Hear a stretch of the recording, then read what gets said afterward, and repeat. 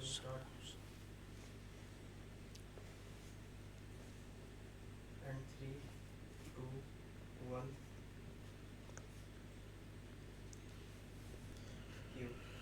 اللہ الرحمن الرحیم نحمدہ ونصلی ونسلم علی رسولہ الکریم اما بعد فاعوذ باللہ من الشیطان الرجیم بسم اللہ الرحمن الرحیم۔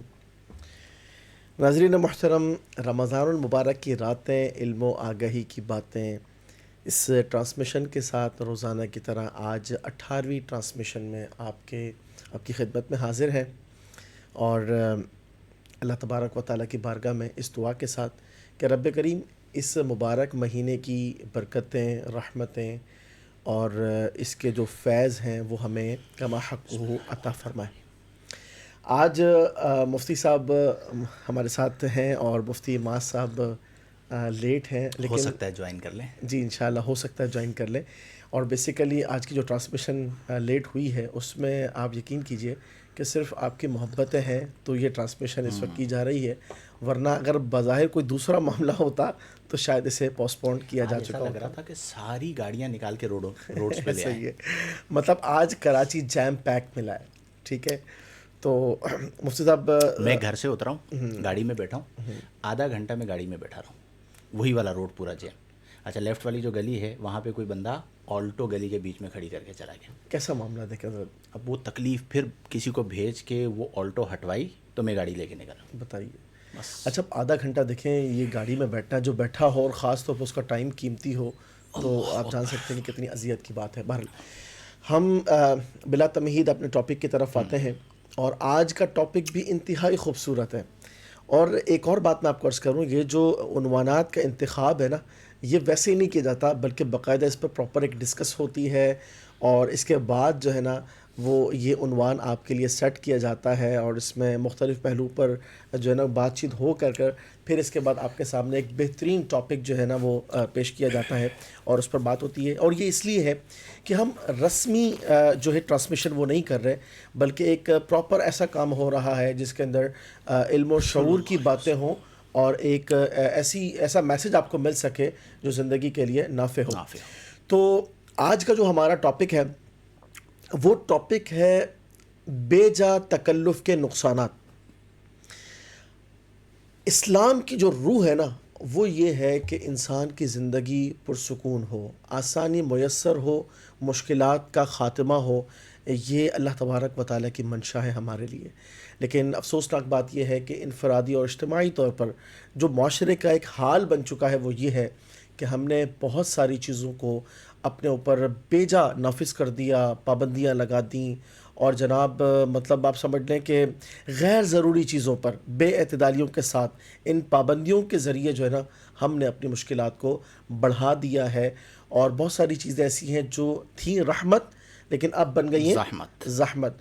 تو انشاءاللہ اس پہ بات کریں گے، اس کے اسباب پر بات کریں گے، اور جو ہونے والے امپیکٹس ہیں پازیٹیو نیگیٹو اس پر بھی انشاءاللہ بات ہوگی، تاکہ ہم جان سکیں کہ یہ جو معاشرے کے اندر ایک وبا موجود ہے یہ کس قدر نقصان پہنچا رہی ہے، اور ہمیں اس سے بچ کر کیا بینیفٹس حاصل ہو سکتے ہیں۔ تو مفتی صاحب کی طرف چلتے ہیں۔ مفتی صاحب سب سے پہلے تو یہ فرمائیے گا کہ یہ جو تکلف ہے جس کے بارے میں آپ فرماتے ہیں کہ تکلف میں تکلیف ہوتی ہے، تو یہ جو تکلف ہے اس کے بنیادی اسباب کیا ہیں، اور ہم عام فہم انداز میں کیسے سمجھ سکتے ہیں کہ کب ہم تکلف میں پڑ گئے اور یہ ہمارے لیے درست نہیں تھا؟ اچھا، کبھی تکلف بجا بھی ہوتا ہے، ہمیشہ بیجا نہیں ہوتا، تو یہ جو بجا تکلفات ہیں اس کی کیا صورتیں ہیں، اس پر تھوڑا سا روشنی ڈالیے۔ بسم اللہ الرحمن الرحیم، هو القادر هو الحق هو المعین۔ اہم ترین موضوع ہے بے جا تکلفات کے نقصانات۔ تکلف میں تکلیف نہیں، تکالیف ہیں، اور جس میں سب سے بڑی تکلیف یہ ہے کہ آپ کی زندگی مشکل ہو جاتی ہے۔ بالکل ایسا ہی ہے۔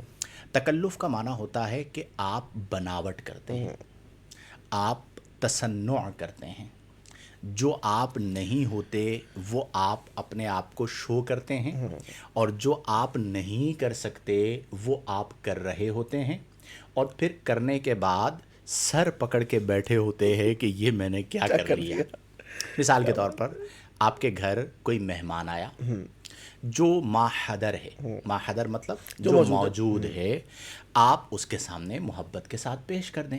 صحیح بات. اب اس چکر میں کہ یہ پتہ نہیں کیا سوچیں گے، یہ پتہ نہیں کیا کہیں گے، آپ نے لوگوں سے پیسے مانگے اور جا کر ان کے لیے بہت زیادہ اہتمام کر لیا، یا آپ کے بجٹ کے جو پیسے رکھے تھے، ضرورت کے پیسے رکھے تھے، وہ آپ نے یہاں پر خرچ کر دیے. اب یہ جو تکلف ہے یہ آپ کو تکلیف میں مبتلا کرتا ہے. ہمارے پیارے آقا کریم صلی اللہ علیہ وسلم کی جو حیات طیبہ ہے، اسوہ رسول ہے، اس میں سادہ زندگی ہے. کیا بات. جیسی زندگی ہے ویسی زندگی کو بتانا ہے، اختیار کرنا ہے، اور تکلفات سے ماورا لائف ہے.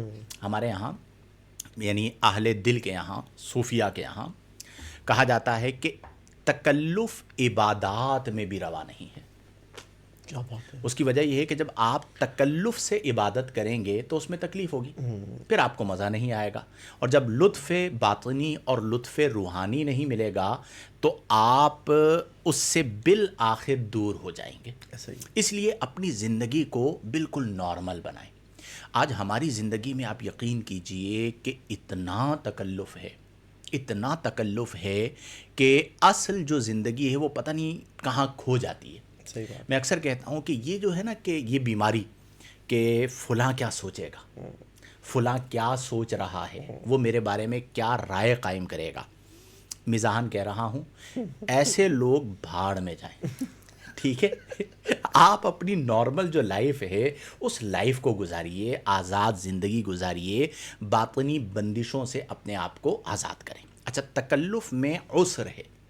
قرآن کریم فرقان حمید کی غالباً آیہ مبارکہ نا، یرید اللہ بکم اليسر ولا یرید بکم العسر، کہ اللہ تعالیٰ تمہارے لیے آسانی کا ارادہ فرماتا ہے.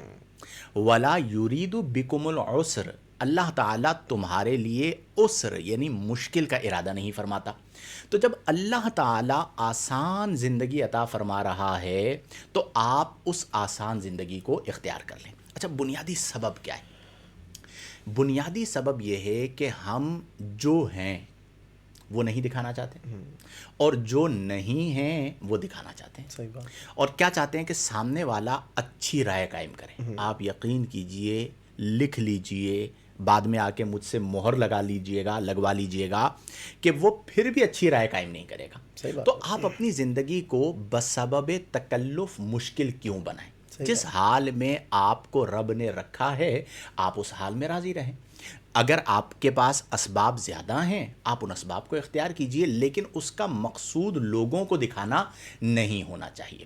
ہم لوگ اسٹیج پہ جاتے ہیں، میں بہت کم جاتا ہوں، لیکن جب جاتا ہوں اور اگر مجھے اسٹیج پر تکلف کرنا پڑ جائے یا میں کسی کو دیکھ لوں کہ جو بدتکلف بیٹھا ہوا ہے تو میرے لیے بہت تکلیف دہ ہو جاتا ہے. اور میں کئی بار سمجھاتا بھی ہوں کہ بھائی آپ انسان ہیں، نارمل آدمی ہیں، آپ انسان ہیں، میں انسان ہوں.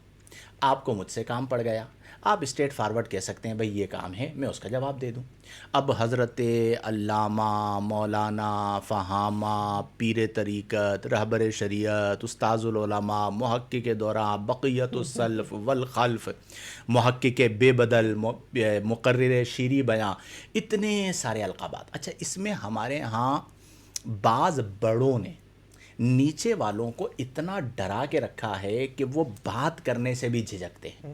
اب میسج کریں گے ہمیں، اس سے پہلے اتنی لمبی تمہید ہوگی، پھر اس کے بعد وہ مدعے پر آئیں گے. اور ڈر کیا ہوتا ہے کہ کہیں حضرت کی طبیعت مبارکہ پر شاخ نہ گزر جائے، اور کہیں حضرت مجھ سے ناراض ہو گئے تو میری تو آخرت برباد ہو جائے گی. یہ تکلف ہمارے معاشرے میں پایا جاتا ہے اور ہمیں اس تکلف سے جان چھڑانی ہے. حضرت اللہ تبارک و تعالیٰ نے ہمیں انسان بنایا نا، اور انسان معاشرے کے اندر ایک انسیت پاتا ہے جو فطری طور پر اللہ تبارک و تعالیٰ نے رکھی ہے. اچھا، انسیت میں کیا ہے؟ آپ جب لوگوں سے ملتے ہیں تو ایک محبت کا رشتہ ہوتا ہے اور فطری ایک قربت کا تعلق ہوتا ہے آپس کے اندر نا. لیکن ہوتا یہ ہے کہ جناب اگر ان میں سے کوئی ایک شخص یا معاشرے میں وہ اس فرد کو ہم لے لیتے ہیں جو عموماً تکلفات کو اختیار کرتا ہے، تو آپ کی سمجھ لیں کہ بھرے معاشرے کے اندر وہ شخص تنہا ہے. بالکل ایسا ہی. وجہ کیا ہے؟ وجہ یہ کہ وہ لوگوں کے ساتھ تکلفات کرتا ہے، لوگ اس کے ساتھ تکلف کرتے ہیں. اب اس میں ایک مسٹیک ہماری کہاں ہوتی ہے؟ اللہ تبارک و تعالیٰ نے کسی کو کوئی منصب دیا، مثال کے طور پر جیسے اب ہمارا ایک منصب ہے، مطلب منصب دینی، فرض کیا کہ آپ کو لوگ ایز اے مفتی جانتے ہیں، ٹھیک ہے؟ اب جناب مفتی صاحب ہیں، یا اسی طریقے سے جو عہدہ قضا پر فائز ہے، کوئی جج قاضی، ہے، ٹھیک ہے نا، اور کوئی مطلب بڑا ڈاکٹر ہے فار ایگزامپل، اللہ تعالیٰ نے کوئی بھی منصب دیا ہوا ہے۔ اب دیکھیں، ایک ہے منصب کا تقاضا، جج صاحب جب کرسی پہ بیٹھیں گے اس وقت ان کی ٹور اور ہوگی، وہ منصب کا تقاضا ہے۔ مفتی صاحب جب دارالافتاء میں بیٹھیں گے اس وقت ان کا جو ایک روب اور دبدبہ ہے وہ کچھ اور ہوگا۔ استاد جب مسند تدریس پر بیٹھیں گے اس وقت نوعیت کچھ اور ہوگی۔ لیکن اور اسی طریقے سے ایک کاروباری شخص ہے، اگر وہ بزنس میٹنگ کو لیڈ کر رہا ہے فار ایگزامپل، اس وقت اس کی نوعیت کچھ اور ہوگی۔ لیکن ہوتا کیا ہے؟ ہوتا یہ کہ ہم ڈس بیلنس ہو جاتے ہیں کہ جو ہماری مسند تھی، جو ہمیں مطلب ایک عہدہ ملا تھا، جو اس کا تقاضا ہے نا، ہم کیا کرتے ہیں، اس کا امپلیمنٹ کرتے ہیں عام زندگی میں۔ اب مفتی صاحب اگر گھر میں اپنی وائف کے ساتھ بھی مفتی بنے رہیں گے، مطلب ٹھیک ہے کہ ویسے وائف اگر آپ سے کہیں کہ مفتی صاحب، اس کی ممانعت نہیں ہے، لیکن مفتی صاحب کو چاہیے نا کہ وہ مطلب اپنے آپ کو نارمل رکھیں۔ بالکل اب ایسے رسول پاک صلی اللہ علیہ وسلم کی صلی سیرت کو اللہ علیہ دیکھیے وسلم۔ کہ آپ صلی اللہ علیہ وسلم نے مطلب بحیثیت شوہر اپنے آپ کو پریزنٹ فرمایا کہ بھائی بات یہ ہے کہ بہترین فرد کون ہے جو اپنے گھر والوں کے لیے بہتر ہو، ٹھیک ہے نا، اور میں تم سب میں بہتر ہوں بحیثیت شوہر۔ حالانکہ آپ دیکھیں نبوت کا مقام اور پھر امام الانبیاء، ٹھیک ہے، سیاست کے حوالے سے آپ صلی اللہ علیہ صلی اللہ وسلم علیہ لیڈر، ٹھیک ہے، لیکن آپ یہ دیکھیے، اور کمانڈ کے اندر آپ ہی کمانڈر، مطلب سارے اوصاف، سارے اختیارات، تمام تر مناصب جو ہے وہ آپ کے پاس، لیکن اس کے بعد آپ صلی اللہ علیہ وسلم کی سیرت کے اندر ایک بیلنس ملتا ہے۔ دیکھیں یہاں پر ایک بات میں کہتا ہوں، جی، دیر از ڈفرینس بٹوین تکلف اینڈ وقار۔ جناب، ہمارا مسئلہ کیا ہے؟ عوام کو چھوڑ دیں، خواص کو بھی تکلف اور وقار کے میں مابین فرق ہی نہیں پتا۔ جی بالکل ایسا ہی۔ تو پہلے ہم اس پر تھوڑی بات کرتے ہیں کہ ہم تکلف اور وقار کے فرق کو واضح ایسا ہی کریں، ہے۔ تو آٹومیٹیکلی چیز بیلنس ہو جائے گی۔ تکلف کیا ہے؟ بناوٹ۔ تصنع۔ تکلف کیا ہے؟ تصنع۔ تکلف کیا ہے؟ آپ جو نہیں ہیں آپ وہ کر کے دکھا رہے ہیں۔ وقار کیا ہے؟ کوئی بناوٹ نہیں، کوئی تصنع نہیں، جو آپ ہیں اپنے آپ کو وہی پیش کر رہے ہیں لیکن موقع کی مناسبت کے مطابق۔ جناب، اچھا، اب موقع کی مناسبت کون نکالے گا؟ یہ بڑا اہم سوال۔ جسے زندگی جینا آتا ہے۔ کیا بات! آپ کو یاد ہوگا ایک لفظ ہم نے پڑھا تھا، ملکہ۔ ہاں، ملکہ کا معنی کیا تھا؟ تصدر عنہا الافعال بسہولت۔ تکلف سے جو افعال کا صدور ہوتا ہے وہ ہوتا ہے بصعوبت۔ بالکل ایسا ہی ہے۔ اور ملکہ کیا ہے؟ تصدر عنہا الافعال بسہولت، کہ جب آپ کو کسی چیز پر ملکہ حاصل ہو جائے، جیسے ڈرائیو پر ملکہ ہے، تو آپ کو ڈرائیو کرتے ہوئے تکلف نہیں کرنا پڑتا۔ آٹو پر بریک کی ضرورت ہوتی ہے، بریک، آٹو پہ جتنا روڈ آپ کو خالی نظر آتا ہے اتنی ریس، ساری چیزیں۔ کیا مطلب؟ اب آپ سے جو افعال کا صدور ہو رہا ہے، بریک مار رہے ہیں، ریس دے رہے ہیں، انڈیکیٹ کر رہے ہیں، رائٹ لیفٹ، یہ خواتین سب کھانے کیسے بنا ہو رہا رہی ہے؟ ہیں۔ کھانا بنا رہی، کیسے ہو رہا ہے؟ سہولت کے ساتھ۔ اچھا، جو نیا ڈرائیور ہے وہ ساری چیزیں کس سے کرے گا؟ صعوبت۔ صعوبت کا معنی ہوتا ہے مشکل کے ساتھ۔ زندگی گزارنے کا ملکہ، کیا بات ہے!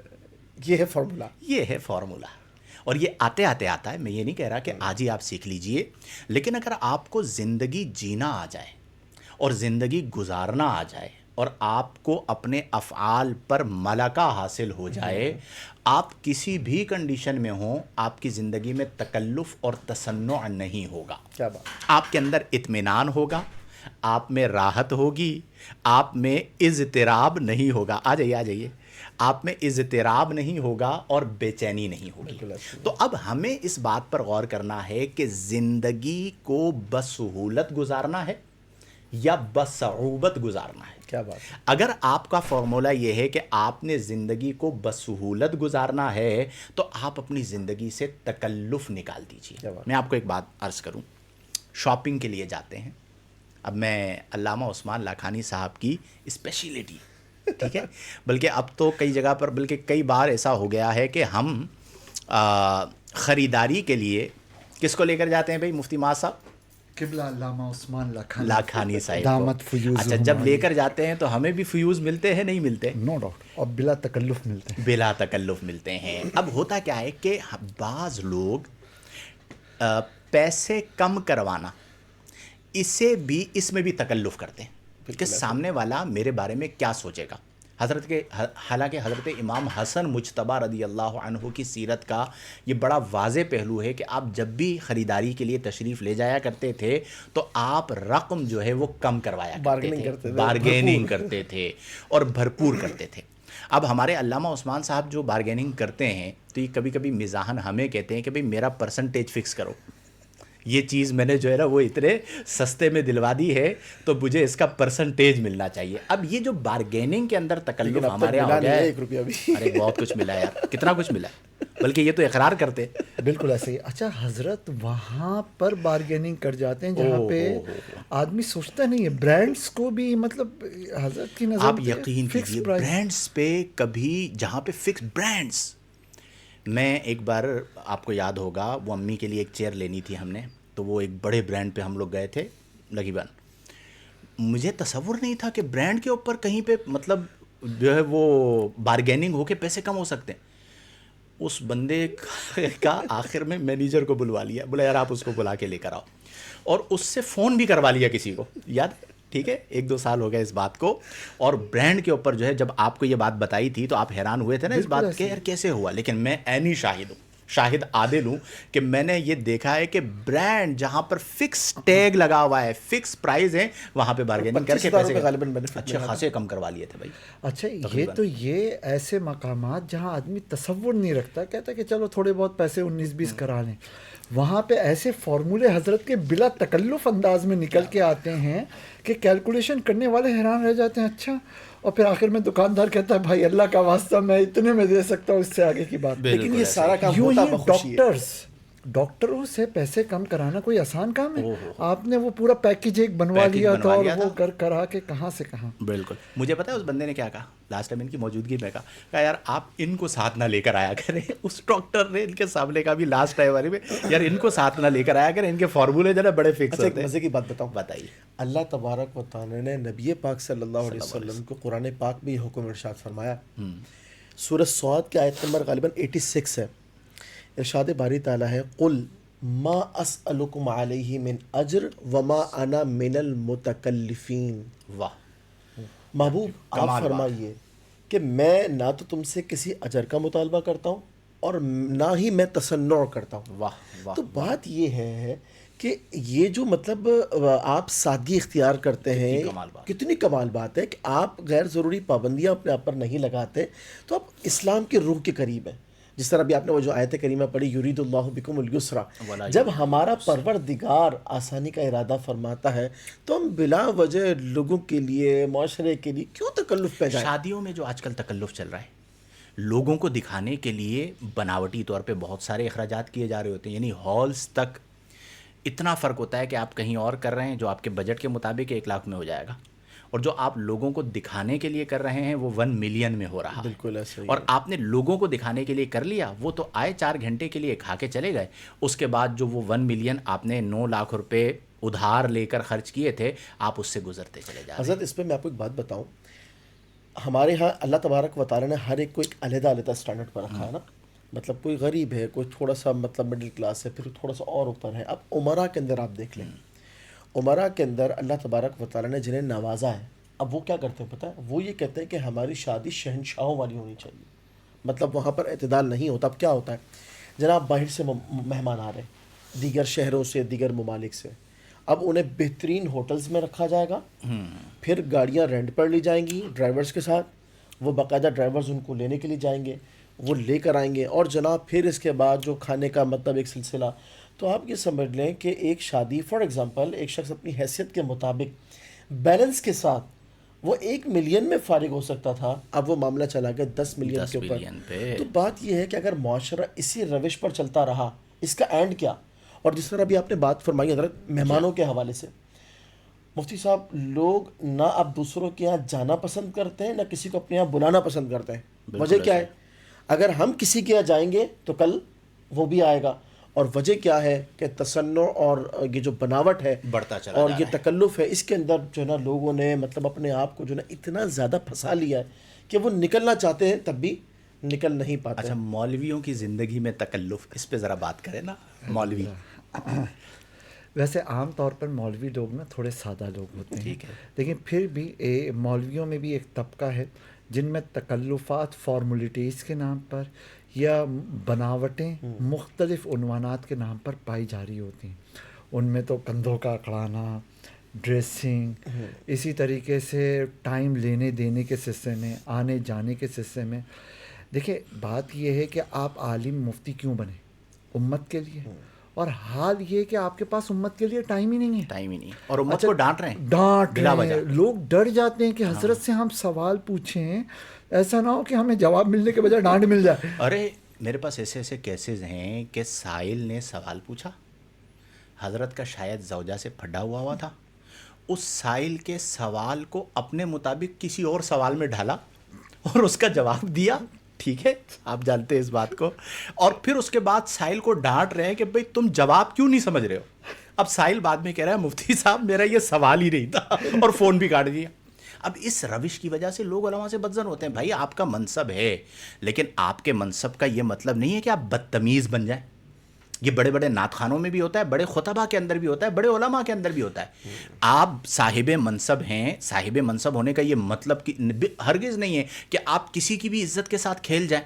اس چیز پہ بات ہونی چاہیے۔ بالکل ایسے ہی۔ اچھا دیکھیں، فارمل ہونا ایک الگ چیز ہے۔ غالباً علامہ عثمان صاحب شروع میں ٹریفک جیم میں تھا تو سنتے ہوئے دیکھتے ہوئے آیا کہ ہر تکلف جسے ہم اردو یا عربی میں کہتے ہیں وہ بیجا نہیں ہوتا، کچھ بجا بھی ہوتے ہیں۔ تو فارمولیٹیز اپنی جگہ ہیں، حفظ مراتب اپنی جگہ ہے، لیکن ان فارمولیٹیز کا بے اعتدال ہو جانا اور اس رخ پر چلے جانا کہ وہ اپنے لیے بھی اذیت کا سبب بنے، دوسروں کے لیے بھی اذیت کا سبب بنے، یہ غلط ہے۔ اب مثال کے طور پر کچھ ایریاز ایسے ہیں جہاں پہ ایک گاؤن یوز کیا جاتا ہے، بھائی ٹھیک ہے، اچھی بات ہے آپ گاؤن یوز کریں، لیکن یہ بھی تو غور کیجئے نا کہ یہ گاؤن کا یوز کرنا عرب دنیا میں جہاں پہ ہے وہاں پہ مسجد ایئر کنڈیشن ہے۔ اب وہ کمیٹیاں بیچارے کچھ شریف قسم کے مولانا صاحبوں کے اوپر پابندی لگا دیتے، اے سی چل نہیں رہا ہوتا، اندر پسینے بہہ رہے ہوتے ہیں۔ آپ کا فارمل ڈریس ہے، اپنی جگہ ہے، لیکن اس کو بلا وجہ کا ایسا بنا دینا کہ اب اس کے بغیر تو کچھ ہوگا ہی نہیں۔ اسی طرح علماء انسان ہیں بھائی، آپ بیٹھیں، آپ کی بیٹھک میں ایک عالمانہ وقار شان ہو، بالکل لیکن اس عالمانہ وقار اور شان کو اس طرح کا بنا لینا کہ لوگوں کے لیے بلکہ اپنے لیے اذیت کا سبب بنے، یعنی یوں ڈر لگے کہ میں اگر مسکرا دیا نا تو میرے علم کے ٹائر میں سے ہوا نکل جائے گی دوبارہ۔ تو یہ ظاہر ہے کہ یہ بہت بڑا المیہ ہے، اور بدقسمتی سے دیکھیں ہم اس پہ تھوڑی اور بات کرتے ہیں۔ ہمارے معاشرے میں بیجا تکلف بہت زیادہ ہے۔ ایسا ہی ہے۔ کسی طبقے کو ہم نومینیٹ نہیں کرتے، مولویوں کو بھی ہٹا دیتے ہیں، ڈاکٹرز کو بھی ہٹا دیتے ہیں، اور ہم نے اس پر بات کر لی کہ تکلف اور وقار دو ڈیفرنٹ چیزیں ہیں۔ تکلف میں تصنع ہوتا ہے، بناوٹ ہوتی ہے، وقار میں تصنع اور بناوٹ نہیں ہوتی۔ سب سے بڑا مسئلہ پتہ ہے کیا ہے؟ اپنے آپ کی جو بندشیں ہیں معاشرے کی وجہ سے ایک ایک کر کے انہیں کھولنا۔ یہ جو تکلف کر رہے ہوتے ہیں نا، یہ بیچارے معاشرے کی وجہ سے بہت ساری بندشوں کا شکار ہوتے ہیں۔ یہاں تک ہو گیا کہ ملاقات میں بھی تکلف ہے، بات میں بھی تکلف ہے، حتیٰ کہ اب چھوڑ دیجئے اس سے بڑھ کر بات کیا ہوگی، سوچنے میں بھی تکلف ہے۔ اب یہ جو تکلف ہے اس نے ہماری زندگی کو مشکل بنا دیا ہے۔ اچھا پھر جہاں پہ تکلف ہوتا ہے وہاں پہ اپنائیت ختم ہو جاتی ہے، وہاں پہ وہ تعلق پیدا نہیں ہوگا۔ نبی کریم صلی اللہ علیہ وسلم صحابہ کرام رضی اللہ عنہم کے درمیان بیٹھتے تھے، ایک شخص باہر سے آتا تھا، وہ پہچان نہیں پاتا تھا کہ رسول اللہ کون ہے۔ کیا بات ہے۔ صحابہ کرام نے نبی کریم سے عرض کی کہ یا رسول اللہ صلی اللہ علیہ وسلم آپ ہمیں اجازت مرحمت فرمائیے کہ ہم ایک مسند بنا دیں تاکہ کوئی اجنبی آئے تو اسے پتہ چل جائے کہ آپ رسول اللہ صلی اللہ علیہ وسلم ہیں۔ نبی کریم نے منع فرما دیا۔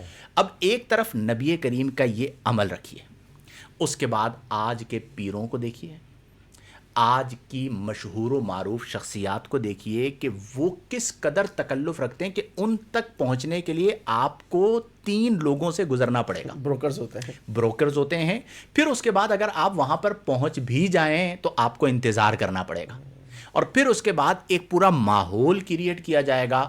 ہمارے یعنی میں تو طبعی طور پر آپ لوگ جانتے ہو کہ یہ اتنی تکلیف دہ چیز ہوتی ہے کہ مجھے کہیں پہ ایسا محسوس ہو جائے تو میں بولتا ہوں یہ سائٹ پہ جائیں. وہ میرے مزاح نے ایک جملہ بولا تھا کہ بھاڑ میں جائیں, کہ جہاں پر آپ کی زندگی مشکل ہو رہی ہے تو آپ کو کیا ضرورت ہے؟ اللہ نے آزاد پیدا کیا ہے, آپ غلام بنے رہیں, پھر غلام اللہ نے آزاد. اچھا پھر جو اس طرح کے لوگ ہیں, اب ہمارے پاس آتے ہیں شاگرد ہیں, مرید ہیں, یار انسان تو ہے نا.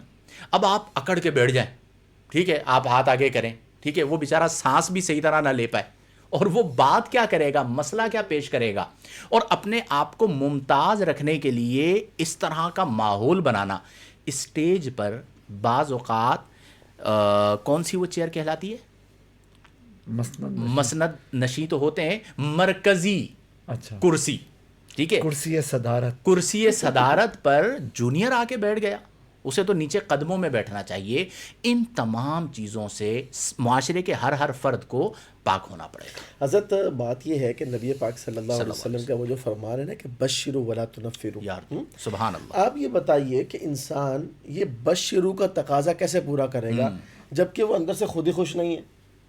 بھئی بات یہ کہ خوش ہوگا تو خوشخبری بانٹے گا نا. بالکل ایسے. اور ایک بندہ پھنسا ہوا, مثال کے طور پر اگر یوں دیکھا جائے کہ یہ جو زنجیریں ہیں بیجا پابندیوں کی جو ہم نے خود نے تکلف کے نام پر اپنے آپ پر ڈالی ہوئی ہیں معاشرتی اعتبار سے, تو جو آدمی زنجیروں میں جھگڑا ہوا ہوگا کیسے ممکن ہے کہ وہ خوشیاں بانٹے گا؟ کیا خیال ہے؟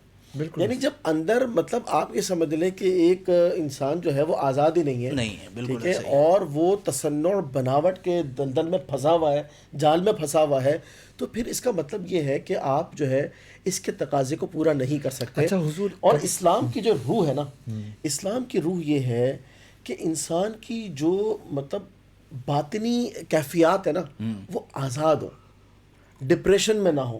اب یہ بتائیے کہ جو شخص دوسروں کے مطلب جو تاثرات ہیں اسی کے پیچھے لگا ہوا ہے کہ لوگ کیا سوچیں گے, اور وہ بناوٹ کو اختیار کرتے چلے جا رہا ہے, ایک طرح سے تو نفسیاتی مریض ہے. بالکل. اور اچھا نفسیاتی مرض کا ایک لیول یہ ہوتا ہے کہ ابھی تک جو باتیں ہو رہی ہیں نا یہ ہیں شخصی تکلفات, ٹھیک ہے نا. ہمارے یہاں تکلفات کا مرض اتنا بڑھ چکا ہے کہ سسٹم انوائرمنٹ تکلفات سے بھرپور ہے. یعنی کتنے اکیڈمیز, دارالعلوم, مدرسوں میں آنے والے بچے, یعنی کسی کا بیان سنا, کسی کی باتوں سے امپریس ہو, انہوں نے کہا یار دینی ماحول بہت اچھا ہوتا ہے, میں دینی تعلیم حاصل کرنے آؤں.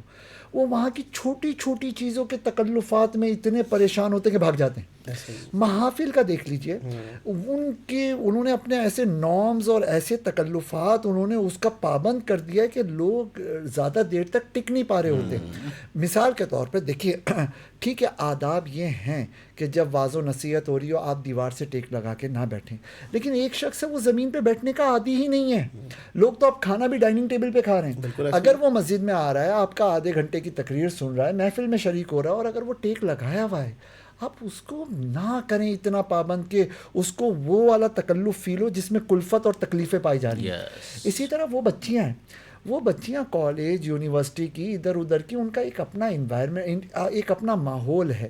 وہاں سے وہ نکل کے آئیں, آج وہ 11ویں کی 12ویں کی محفل میں آ گئیں, انہوں نے کسی اچھی جگہ مطلب اچھے ذکر کی مجلس میں آ گئیں. نہیں ہے ان کو ابھی تمیز کہ دوپٹہ کس طرح لینا ہے, اسکارف کتنا پہننا ہے, حجاب کیسا ہونا چاہیے, بس انہوں نے دیکھا اللہ کا ذکر ہو رہا, آ گئیں. اب وہاں کے ماحول سے بسا اوقات ان کو گھٹن فیل ہو رہی ہوتی ہے. آپ اپنائیت تو دے دیجئے, محبت تو دے دیجئے تھوڑی سی. آپ نے جو حدیث مبارکہ پڑھی, اسی حدیث کا ایک عملی معاملہ یہ تھا کہ حضرت معاذ بن جبل رضی اللہ تعالیٰ عنہ, ان کے وہ ایک جگہ پہ امام تھے, نماز پڑھاتے تھے, تو وہاں کے دیہاتی لوگ, کسان لوگ حضور کی بارگاہ میں آ گئے اور عرض کی یا رسول اللہ صلی اللہ علیہ وسلم, ہم محنت مشقت کرنے والے, ہم کھیتی باڑی کرنے والے لوگ ہیں, معاذ رات کی نماز کو بہت لمبا کر دیتے ہیں. حضور نے حضرت معاذ رضی اللہ تعالیٰ عنہ کو بلایا, اور ان کو پتہ ہے ورڈنگ کیا تھی. حدیث کی کتابوں میں ورڈنگ ہے افتان انت یا معاذ, کیا تم دین میں فتنہ پیدا کرنے والے ہو اے معاذ, امتحان میں ڈالنے والے ہو لوگوں کو اے معاذ.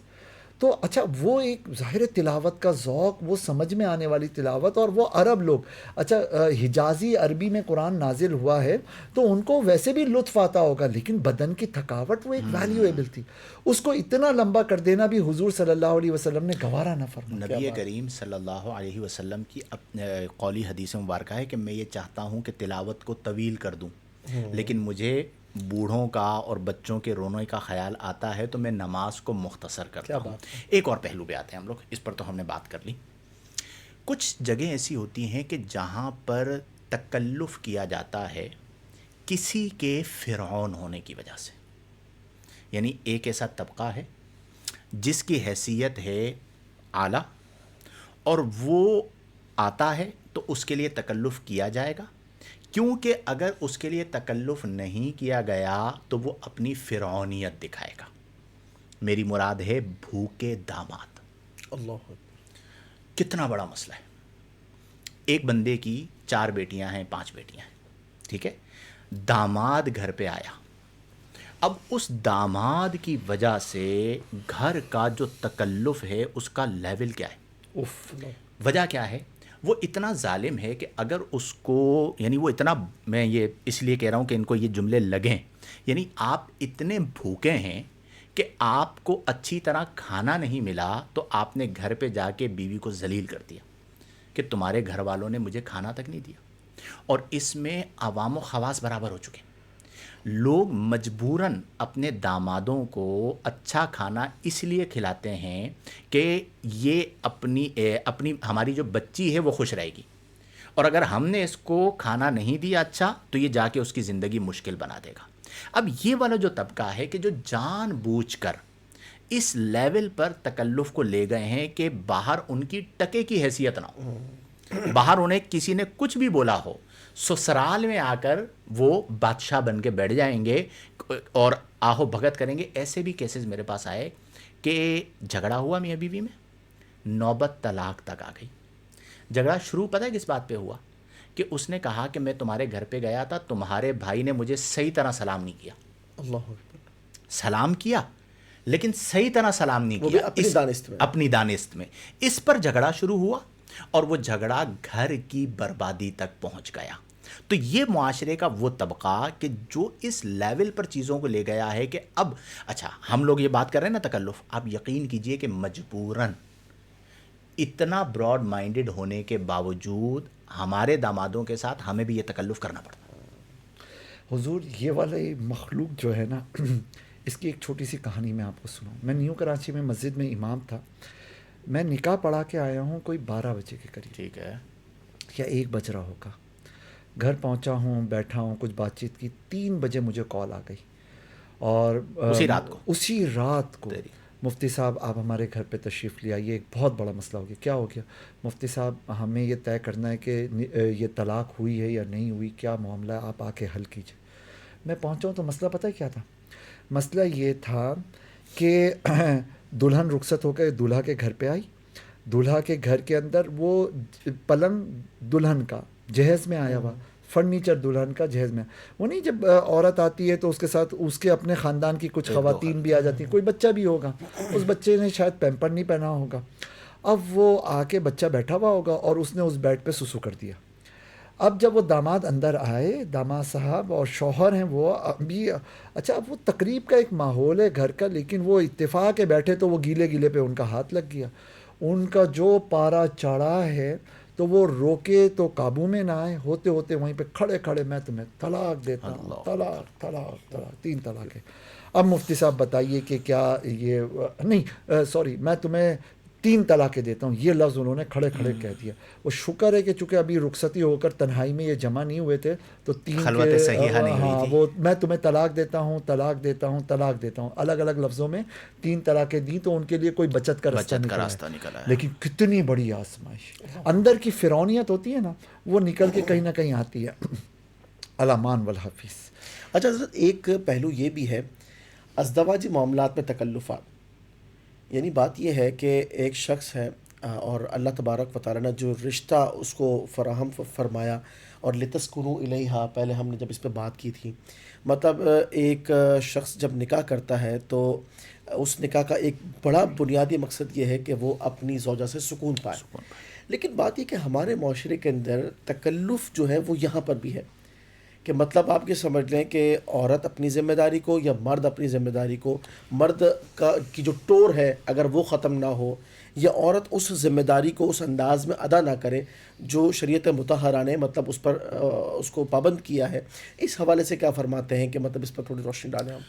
بالکل، یہ ایک ایسا مسئلہ ہے جو میں سمجھتا ہوں کہ ہمارے معاشرے کا عمومی مسئلہ ہے. بالکل صحیح. اور زوجین کی زندگی میں تکلف ان کے سکون کو سلب کر لیتا ہے. صحیح. شوہر کے دماغ میں فطور کیا ہے کہ میں شوہر ہوں. بیوی کے دماغ میں فطور کیا ہے کہ میں نے اس کو اس کے پیر صاحب سے بیعت توڑوا کے زن مرید بنانا ہے. کیوں کہ اگر میں نے اس کو زن مرید نہیں بنایا تو خاندان کی عورتیں کیا کہیں گی کہ ہم نے تو اپنے شوہروں کو زن مرید بنایا. وہ بھی اکثر نکاح پڑھانے جاتا ہوں نا، اگر میرے کسی مرید کا باقاعدہ نکاح ہو نا تو میں باقاعدہ مائک پہ بولتا ہوں سارے لوگوں کے سامنے، کہتا ہوں آج مجھے ایک اور مرید سے ہاتھ دھونے پڑیں گے. لوگ پوچھتے ہیں کیوں؟ میں کہتا ہوں یہ ابھی تک تو میرا مرید ہے، اب میں اس کا نکاح پڑھا رہا ہوں، اس کے بعد یہ زن مرید ہو جائے گا تو میرا تو ایک مرید جو ہے میرے ہاتھ سے نکل جائے گا. اب دونوں کے دماغوں میں فطور ہے. ایسا نہ ہو وہ مرید کتاب لکھے تو کہے پیر سے پیرنی تک کا سفر. ہاں، اور یہ سفر ہوتا ہے نا، آپ کا بھی ہوا ہوگا. ابھی پوچھوں پھر یہ مجھے بعد میں بولتا ہے استاد صاحب مجھ سے اگلا سوال مت کیجیے گا. اگر یہ میں فہرست نکالوں نا پیر سے پیرنی تک کا سفر، تو اس فہرست میں بہت بڑے بڑے نام آئیں گے. ٹھیک ہے، واقعات کے ساتھ ساتھ. اچھا، اب یہ جو مسئلہ ہے کہ بھئی زن مرید ہونا یا زن مرید کرنا، نتیجہ کیا نکلا کہ شوہر کے دماغ میں فطور کیا ہے کہ میں شوہر ہوں. بیوی کے دماغ میں فطور کیا ہے کہ میں نے اس کو زن مرید بنانا ہے، یعنی میں گھور کے دیکھوں تو اس پہ کپ کپی طاری ہو جائے، میں کوئی بات بولوں اور یہ بات فوراً ہو جانی چاہیے. اب ان دونوں نے اپنا اثر قائم کرنے کے لیے تکلفات کا سہارا لینا شروع کر دی. اب یہ اتنا پیارا رشتہ تھا جو آیت آپ نے پڑھی کہ لتسکنوا الیہا، اس سکون کا تو بیڑا غرق ہو گیا. یعنی ایسے واقعات بھی ہیں کہ جہاں پر شوہر گھر میں اچھی طرح سانس نہیں لے پا رہے ہوتے یعنی ان کا سانس رکا ہوا ہوتا ہے، اور گھر سے باہر نکلتے ہیں نا تو ایک لمبی آہ بھرتے، ایک لمبا سانس لیتے ہیں، اور انہیں بالکل سکون مل جاتا ہے کہ یار میں یہ گھر سے جو ہے نا چار دیواری سے باہر آیا. اچھا پتہ ٹیکنیک کیا ہوتی ہے؟ میں آپ کو بتاتا ہوں. ہاں یہ بتائیں نا ٹیکنیک کیا ہوتی ہے. اصل بات تو فارمولا یہ ہے، یہ مطلب میرے خیال میں شاید 90% پلس پر یہ جا کر فٹ ہو جائے گا. اور بڑی خطرناک بات ہمت کے ساتھ میں کہہ رہا ہوں. فارمولا یہ ہے، ایک کے بعد ایک ڈیمانڈ. ہاں، یعنی بات یہ ہے کہ مرد کو اس تکلف کے جال میں پھنسا کے رکھنا کہ وہ آگے سے کچھ کہہ بھی نہ سکے. فلاں کام کی لسٹ بنا کے دے دی، اب اس نے وہ والے کام پورے کر دیے. اس کے بعد جیسے وہ گھر میں آئے گا، ایک کام رہ گیا، ٹھیک ہے، تب وہ فوکس کیا ہوگا؟ یہ فلاں چیز نہیں لے کر آئے، ٹھیک ہے. اچھا، یہ سارے معاملات ہو گئے. درمیان کے اندر مطلب جب سمجھ لیں مرد گھر میں انٹر ہوا، اس وقت کاموں کا احتساب لینا، درمیان میں باتوں میں کچھ کاموں کی ذمہ داری لگانا، اور جاتے ہوئے لسٹ تھما دینا حضرت. اور اب وہ بیچارہ مطلب چونکہ زن مرید بن چکا تو مرید کا کام ہے پیر کی اتباع کرنا. ابھی اگلا ٹاپک ہم لوگ رکھیں گے مظلوم شوہر. نہیں ہم بیلنس کریں گے ویسے حضرت، ورنہ کوئی یہ پرسپشن نہ آ جائے کہ ہم شاید عورتوں دونوں طرف سے یہ یعنی ایک بات آپ نے دونوں جوڑ طرف ہے دی، آگ برابر لگی ہوئی، تباہی اچھا مچی ہوئی. یہ جو مینٹیلٹی ہے نا، یہ ایک ایسا مرض جس کو آپ نے فطور کے لفظ سے تعبیر کیا تھا، یہ وہ ہے کہ لوگ نا اپنی ہی سلطنت کو فتح کرنا چاہ رہے ہوتے ہیں. بالکل ایسا ہی ہے. بھائی وہ شوہر کس کا ہے؟ آپ کا ہے. وہ اسے کس کے بادشاہ لیے بناؤ تو ملکہ بن جاؤ گی. ملکہ بن جاؤ گی، ٹھیک ہے نا. اچھا یہ بیوی کس کی ہے؟ آپ کی ہے. اس پر دھونس جمانا یا اس کو مختلف جالوں میں پھنسانا، بھائی وہ پہلے سے قبولے ہو گیا نا، تو وہ ہے آپ کے ساتھ، اس کو اپنے ساتھ رکھیں. کیا بات. حضور تکلفات، ایک لمحے کے لیے سوچئے گا، قرآن کریم ہمیں کہتا ہے کہ وہ آیت مبارکہ نا کہ اللہ تعالیٰ کو یاد کرتے ہیں کھڑے کھڑے بیٹھے بیٹھے بلکہ کروٹوں کے بل جنود ہاں جنوبہم ہاں وعلی قیاما جنوبہم وقعودا الذین وعلی یذکرون اللہ قیاما وقعودا وعلی جنوبہم وَيَتَفَكَّرُونَ فِي فی خَلْقِ خلق السَّمَاوَاتِ وَالْأَرْضِ. اب میں آپ سے ایک سوال کرتا ہوں وعلی جنوبہم کا مطلب کیا ہے؟ اس کا مطلب سیدھا سیدھا یہ کہ آپ لیٹے ہوئے ہو کروٹ بدلی. کروٹ کے بل لیٹے ہوئے ہو اور اللہ کا ذکر کر رہے ہو. ہمارے ہاں ٹھیک ہے یہ ادب ہے کہ آپ تھوڑا سا ایکٹیو ہو کر بیٹھیں توجہ کے ساتھ اللہ کا ذکر کریں، لیکن مزاجوں میں رویوں میں تکلف اس حد تک ہے کہ لوگ لیٹ کر قرآن پڑھنے کو، لوگ لیٹ کر اللہ کے ذکر کرنے کو، درود و سلام پڑھنے کو، استغفار پڑھنے کو کبھی کبھار گناہ تصور کر رہے ہوتے ہیں، اس کو بے ادبی اور گستاخی تصور کر رہے ہوتے ہیں، حالانکہ قرآن نے صراحتاً اس سچویشن کا ذکر کیا. یہ ایک الگ بات ہے کہ آپ کے دل میں ایک رسپیکٹ والا رویہ ہو، یوں نہ ہو کہ جس طرح ایک عام انداز چل رہا ہے. لیکن آج کل اگر کوئی لیٹ کر اللہ کا ذکر کر رہا ہے، قرآن اس قدر عبادات کے اندر ہمیں تکلفات سے دور رکھتا ہے. دور رکھتا ہے، بالکل ایسے. اسی طرح حضور تکلفات کا مرض کبھی کبھار یہاں تک آتا ہے کہ جو ذہنی مرض اس شکل میں ظاہر ہو رہا ہوتا ہے کہ شریعت آپ سے طہارت کے اتنے مطالبے نہیں کر رہی ہوتی جتنے مطالبے بسا اوقات یہ وسوسوں کا شکار ہونے والے نفسیاتی ہو لوگ جاتے ہیں. اپنے آپ سے کر رہے نفسیاتی ہوتے ہو جاتے ہیں. ہیں. یہ کپڑا وہ کپڑا، اچھا عورتیں چونکہ نفاست پسند زیادہ ہوتی ہیں تو وہ اس معاملے میں تکلفات کا شکار زیادہ ہو ابھی جاتی میرے ہیں. پاس ایک کیس آیا ہوا ہے، وہ طہارت کے حوالے سے انڈیا کی کوئی محترمہ ہیں، وسوسے کی بیماری میں مبتلا ہیں. اب ایک دو جوابات دے دیے، مسلسل جوابات. پھر میں نے انہیں مشورہ دیا، میں نے کہا آپ کسی سائیکیٹرسٹ کے پاس جائیں. یہ جس طرح آپ سوال کر رہی ہیں تو آپ کی زندگی تو مشکل بن جائے گی. اس کے بعد پتہ ہے انہوں نے کیا کیا؟ مجھے میسیجز پر اللہ رسول کے واسطے دینا شروع کر دیے، اور لائن ہے میسیجز کی. اب آپ مجھے بتائیے کہ ہماری زندگی کا سب سے بڑا مسئلہ کیا ہے کہ ایک بندہ ہے، ہزاروں لوگ ہیں رابطہ کرنے والے. ایک بار جواب دے کے آپ کو مطمئن بھی کر دیا کہ اس صورت کے اندر وضو نہیں ٹوٹے گا، اور یہ اس طرح کثرت سے پانی کا استعمال درست نہیں ہے، طلاق کے مسئلوں میں بھی ہوتا ہے. اب وہ اس لیول پر نفسیاتی مریض ہو چکے ہیں کہ وہ ہمیں ٹینشن دینا شروع کر دیتے ہیں کہ آپ کو اللہ کا واسطہ، آپ کو رسول کا واسطہ، میں خودکشی کر لوں گی تو یہ سارا وبال آپ کے اوپر آئے گا. اب آپ مجھے بتائیے کہ ایک آدمی کیا کرے گا؟ تو یہ انتہائی اہم بات ہے کہ اسلام نے اتنا آسان رکھا کہ وہ اعلیٰ جنوبہم، کہ کروٹ بدلی اور اللہ کہہ دیا، اور ہم نے عبادات میں تکلف کر کے اپنے آپ کو زندگی کی مشکل ترین صورتحال میں ڈال دیا ہے. حضور ایک مسئلہ بتاؤں، بتائیے. یہ ہمارے آڈینس میں سے ایک تعداد ہوگی جن کو حیران کر دے گا. جائے نماز کے لیے اسلام کی نظر میں کوئی ضروری نہیں ہے. بالکل. اور ایک عام آدمی کے ذہن میں کبھی یہ تصور بھی ہے کہ گھر کے اندر وہ اپنے بیڈ روم کے اندر سائڈ پہ فرش کے اوپر ہی نماز پڑھ لیں. تصور تک بلکہ نبی کریم صلی اللہ علیہ وسلم نے اس پر فخر فرمایا کہ یہ میرا خاصہ ہے کہ اللہ نے میری امت کے لیے زمین کو مسجد بنا دیا. کیا بات ہے. جہاں پہ سجدہ کرے نماز ہو جائے گی. اب اس کے اندر بھی ہمارے یہاں تکلف پایا جاتا ہے. اور اس کے علاوہ بالکل حضور یہ ذرا فہرست بناتے ہیں آج تکلفات کی. یہ ایک تکلفات بہت بڑا نقصان جو ہے نا وہ اسراف کے حوالے سے ہے. یعنی آپ یہ دیکھیے کہ اسراف جو ہے، مطلب وہ جو آیت کریمہ ہے نا، قل یا عبادی الذین اسرفوا علی انفسہم لا تقنطوا من رحمت اللہ. اب اسرفوا علی انفسہم، اسراف کے حوالے سے قرآن پاک نے اس کو ایک مطلب مذموم طور پر جو ہے وہ بیان کیا. تو اب تکلف جو شخص اختیار کرتا ہے اور جس کی مطلب ہیبٹ میں چیز شامل ہو جاتی ہے، تو ہر معاملے کے اندر ایک کا دو لگانا. جس طرح بھی آپ نے بتایا کہ مطلب خریداری کے حوالے سے بھی مطلب کیا کہتے ہیں آپ کا اس بیماری کے حوالے سے لوگ جو ہے تکلفات میں پڑتے ہیں. پھر لین دین کے معاملے میں، تحفے تحائف کے معاملے میں، بچے کی برتھ ڈے ہے حضرت، اب وہ جو تکلفات ہیں، کسی کو بلانا اپنے گھر پر اور ایسا اہتمام کرنا جو خود پر بوجھ بن جائے. مطلب ہمارے معاشرے کے اندر اگر ہم غور کریں نا اوور آل، تو بہت ساری چیزیں ایسی ہیں جو ہمیں نظر آئیں گی جہاں پر ہم تکلف میں مبتلا ہیں. ایک اور مسئلہ وہ کیا ہے؟ آپ جو نہیں ہیں وہ شو کرنے کے اندر تکلف. اب مجھے جہاز نہیں چلانا آتا تو میں کیوں یہ شو کروں کہ بھئی مجھے جہاز چلانا آتا ہے؟ اس مثال کو دے رہا ہوں تاکہ بات سمجھ میں آئی. اگر میں مصنف نہیں ہوں تو میں کیوں اپنے آپ کو مصنف شو کروں؟ صحیح بات ہے. اگر میرا مبلغ علمی ایک خاص درجے پہ نہیں ہے، مجھے علم التوقیت نہیں آتا، تو میں کیوں اس کے اندر اپنی رائے دینے کی کوشش کروں؟ سب سے امپورٹنٹ ہے شعور ذات، کیا بات ہے. کہ آپ جو ہیں اس کا آپ کو علم ہو، اس کی حدود کا، اور اس پر آپ مطمئن ہو. اب جب یہ کیفیت ہو جائے گی کہ آپ کو شعور ذات ہو اور جو آپ نہیں ہیں اسے وسعت قلبی کے ساتھ خود قبول کر لیں، صحیح بات. تو آپ کی زندگی کے بہت سارے مسئلے خود حل ہو جائیں گے.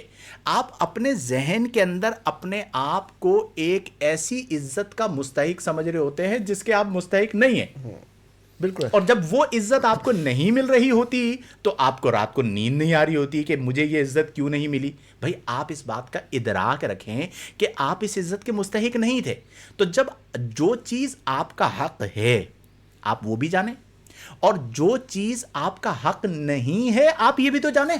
ہمارے معاشرے میں ایک بہت بڑی تعداد اس لیے ڈپریشن کا شکار ہے کہ وہ جو چیز ان کا حق نہیں ہے اسے اپنا حق سمجھ کے بیٹھے ہوئے ہوتے ہیں، بہنوں میں، بھائیوں میں، دوستوں میں، پڑوسیوں میں. تو آپ کو جس طرح اپنے حق کا پتہ ہوتا ہے تو آپ کو یہ بھی پتہ ہونا چاہیے کہ فلاں چیز میرا حق نہیں ہے. زندگی پرسکون ہو حضرت جائے گی. رب کی تقسیم پر جو راضی ہونا، ہاں، رب کی تقسیم پر جو راضی ہونا، وہ اپنے آپ کو اس سے نکال سکتا کیا ہے. بات ہے. بات یہ کہ اللہ تبارک و تعالیٰ نے جو مطلب دیا ہے نا، وہ دیا کس نے؟ رب تبارک و تعالیٰ نے. انسان اپنے آپ کو بھی الجھن میں ڈالے، معاشرے کو بھی الجھا کے رکھے، اس سے بہتر یہ ہے کہ مخلص اور سادگی کے ساتھ جو ہے نا، جس طرح آپ نے بما فرمایا. لدیہم فرحون، بس. جو ہے اس پہ خوش رہیں. کیا بات. ایک ایگزامپل حضور میں رکھنا چاہوں گا، اور آپ بتائیے. دونوں یوں کہہ لیں کہ زرخیز ذہن کے مالک ہیں، ان کی رائے اس حصے میں بڑی ویلیویبل ہوگی. نیاز، فاتحہ، ایصال ثواب، یہی ہے نا اس کی بنیاد، کہ بھائی کوئی نیکی کی جائے اور اس نیکی میں اللہ تعالیٰ سے دعا کی جائے کہ اے اللہ ہماری سوچ سے بڑھ کر ثواب عطا فرما، اور یہ ثواب صرف ہمیں نہیں، حضور کی امت کو، حضور کو اور بزرگوں کو ایصال کیا جائے، ان کے درجات بلند فرما. ایسے ہی ہے. میں آپ سے سوال کرتا ہوں حضور، اس میں خاص قسم کا کھانا ہی ہونا، پھر اس کا سامنے ہی ہونا، تکلف ہے. پھر اس کی دیگوں کی کوانٹٹی کو بیان کیا جانا، تکلف ہے. پھر اس کے بعد کہنا کہ یہ والی پوری ہوگی اور اس طرح کے برتن میں ہوگی، یہ کچی مٹی کا ہوگا اور یہ ہوگا اور اس طرح سے ہوگا. پھر چکن بریانی کا 11ویں کے ساتھ مخصوص سمجھنا، اللہ اکبر. کھچڑے کا محرموں کے ساتھ مخصوص سمجھ کے بیٹھنا، پھر کھیر کا اور وہ پوریوں کا ایک مخصوص فاتحہ کے لیے مقرر کرنا. یہ سوائے تکلفات کے اور کیا ہے؟ تکلفات پلس اس سے بڑی بات، والد صاحب کا انتقال ہوا، میت رکھی ہے، آپ یقین کریں ٹینشن یہ ہے کہ مہمانوں کے لیے کھانے کا آرڈر ہوا نہیں ہوا. اور غریب آدمی جس کے پاس پیسے ہی نہیں رکھے ہوئے تھے، اور وہ اس فکر میں ہے کہ اگر میں نے دیگوں کا آرڈر نہیں دیا تو میرے رشتہ دار کیا کہیں گے کہ باپ مر گیا اور اس نے اس کے لیے جو ہے نا وہ نیاز تک نہیں کی. یہ ایسا ظالمانہ طریق ہے، ایسی ظالمانہ روش ہے کہ جس نے غربا کو برباد کر دیا ہے. پھر 40واں ایصال ثواب ہے نا، 40ویں تک ہر جمعرات بعض جگہوں پر میں نے یہ دیکھا ہے، مشاہدہ کیا ہے، 7 طرح کے فروٹس لانے. ورنہ رشتہ دار باتیں کریں گے کہ بھئی ان کے والد مر گئے اور انہوں نے ان کے لیے کچھ بھی نہیں کیا. وہ بیچارہ جس کے والد کا انتقال ہوا وہ شدید تکلیف میں، اور اس میت کی وجہ سے وہ قرض میں چلا گیا، اور اب کئی مہینوں یا سالوں تک وہ قرضہ اتارے گا. اور اسے اس چیز پر کس نے مجبور کیا؟ نمبر 1 تصنع اور تکلف نے، اور نمبر 2 معاشرے نے.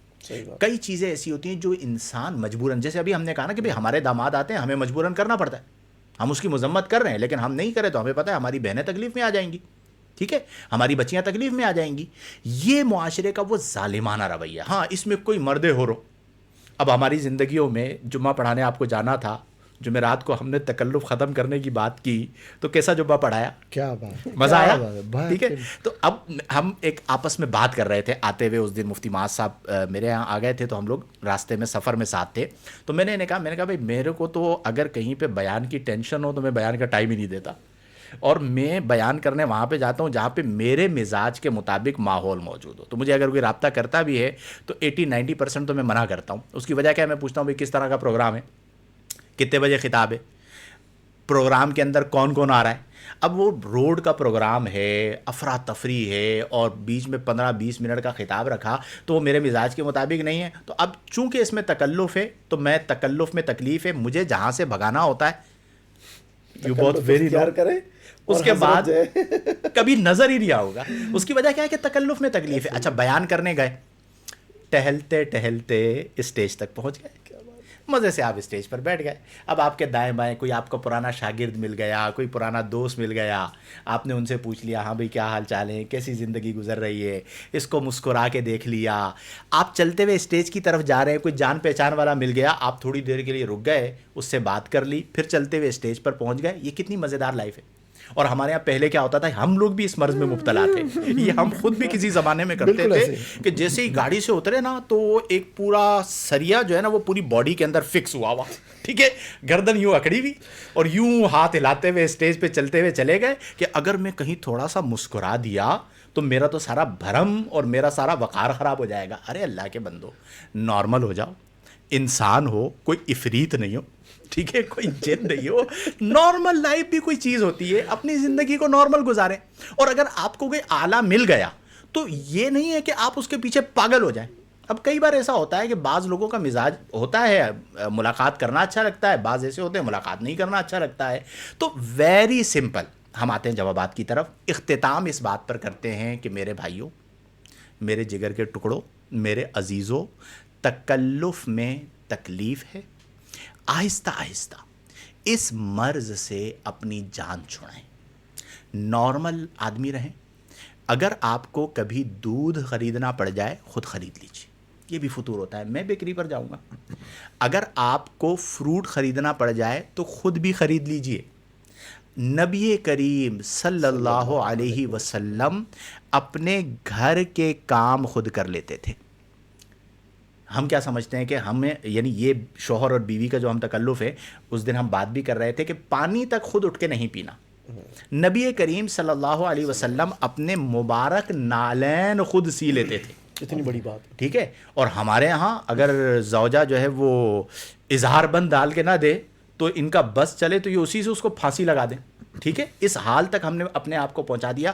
نبی کریم صلی اللہ علیہ وسلم گھر میں اتنے مطلب نارمل لائف گزار رہے ہوتے تھے کہ حضرت عائشہ صدیقہ رضی اللہ تعالی عنہا کے ساتھ دوڑ لگا رہے۔ کیا بات۔ نبی کریم صلی اللہ علیہ وسلم حضرت عائشہ صدیقہ رضی اللہ تعالی عنہا کی دلجوئی کے لیے جس برتن میں جس مقام سے انہوں نے پانی نوش کیا، نبی کریم اسی جگہ سے پانی نوش فرما رہے ہیں۔ نبی کریم صلی اللہ علیہ وسلم وصال ظاہری ہو رہا ہے اور آپ کا سر انور حضرت عائشہ صدیقہ رضی اللہ تعالی عنہا کی گود میں ہے۔ تو جب اللہ کے رسول صلی اللہ علیہ وسلم کی زندگی اتنی نارمل تھی تو ہم کیوں اپنی زندگی کو تصنع والی بنائیں، بناوٹ والی بنائیں؟ صرف اپنی وہ ایک عامیانہ لفظ ہے، سوقیانہ لفظ تو خیر نہیں، عامیانہ لفظ ہے، میں کہہ دیتا ہوں، پھوں پھاں کی خاطر، ٹھیک ہے، اپنی شخصیت کے زوم میں مبتلا ہو کے کہ جی کون آ گیا؟ مفتی وقت آ گئے، کون آ گیا؟ مصنف کتب کثیرہ آ گئے، کون آ گیا؟ الحاج، النماز، الزکوٰۃ، یہ سارے القابات بھی پھر اس کے ساتھ لگانا شروع کرتے ہیں، یہ آ گئے بھائی سارے ہٹ جاؤ۔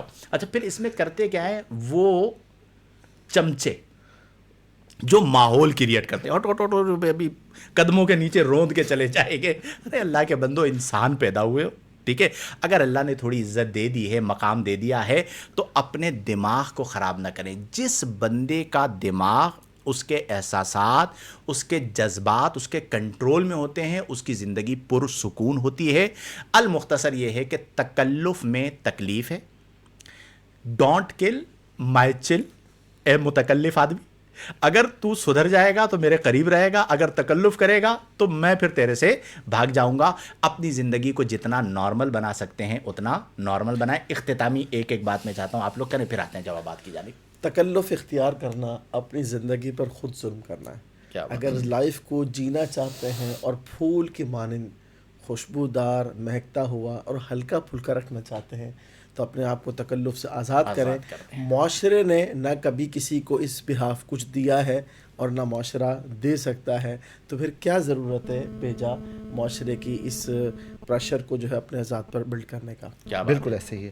اچھا دیکھیے، کئی جگہ پہ تکلف کا جو ریزن آیا نا وہ یہ کہ لوگ کیا کہیں گے۔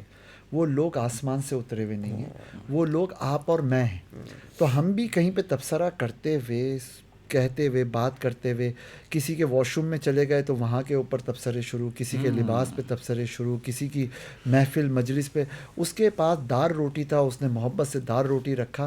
اب آپ اس پہ تبصرے نہ کریں. آپ کے کہنے کی وجہ سے بسا اوقات دوسرا تکلف میں مبتلا ہوتا ہے. آپ کی وجہ سے وہ حدیث شریف ہے کہ المسلم من سلم المسلمون من لسانہ و یدہ. آپ کی میری زبان سے دوسرے مسلمان عافیت میں رہیں، ان کے لیے مشکلات پیدا نہ ہوں. بس اتنی سی بات ہے.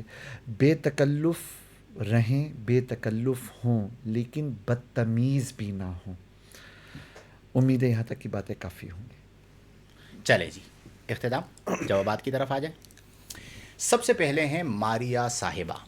کیا حضور علیہ السلام نے حضرت فاطمہ رضی اللہ تعالی عنہا کو جہیز دیا تھا؟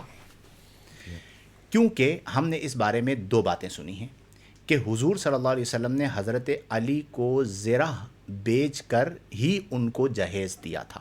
بتائیے. نہیں، وہ تو ان کو ان کے ولیمے اور نکاح کے اہتمام کے لیے سپورٹ کی تھی حضرت علی رضی اللہ تعالیٰ عنہ کو.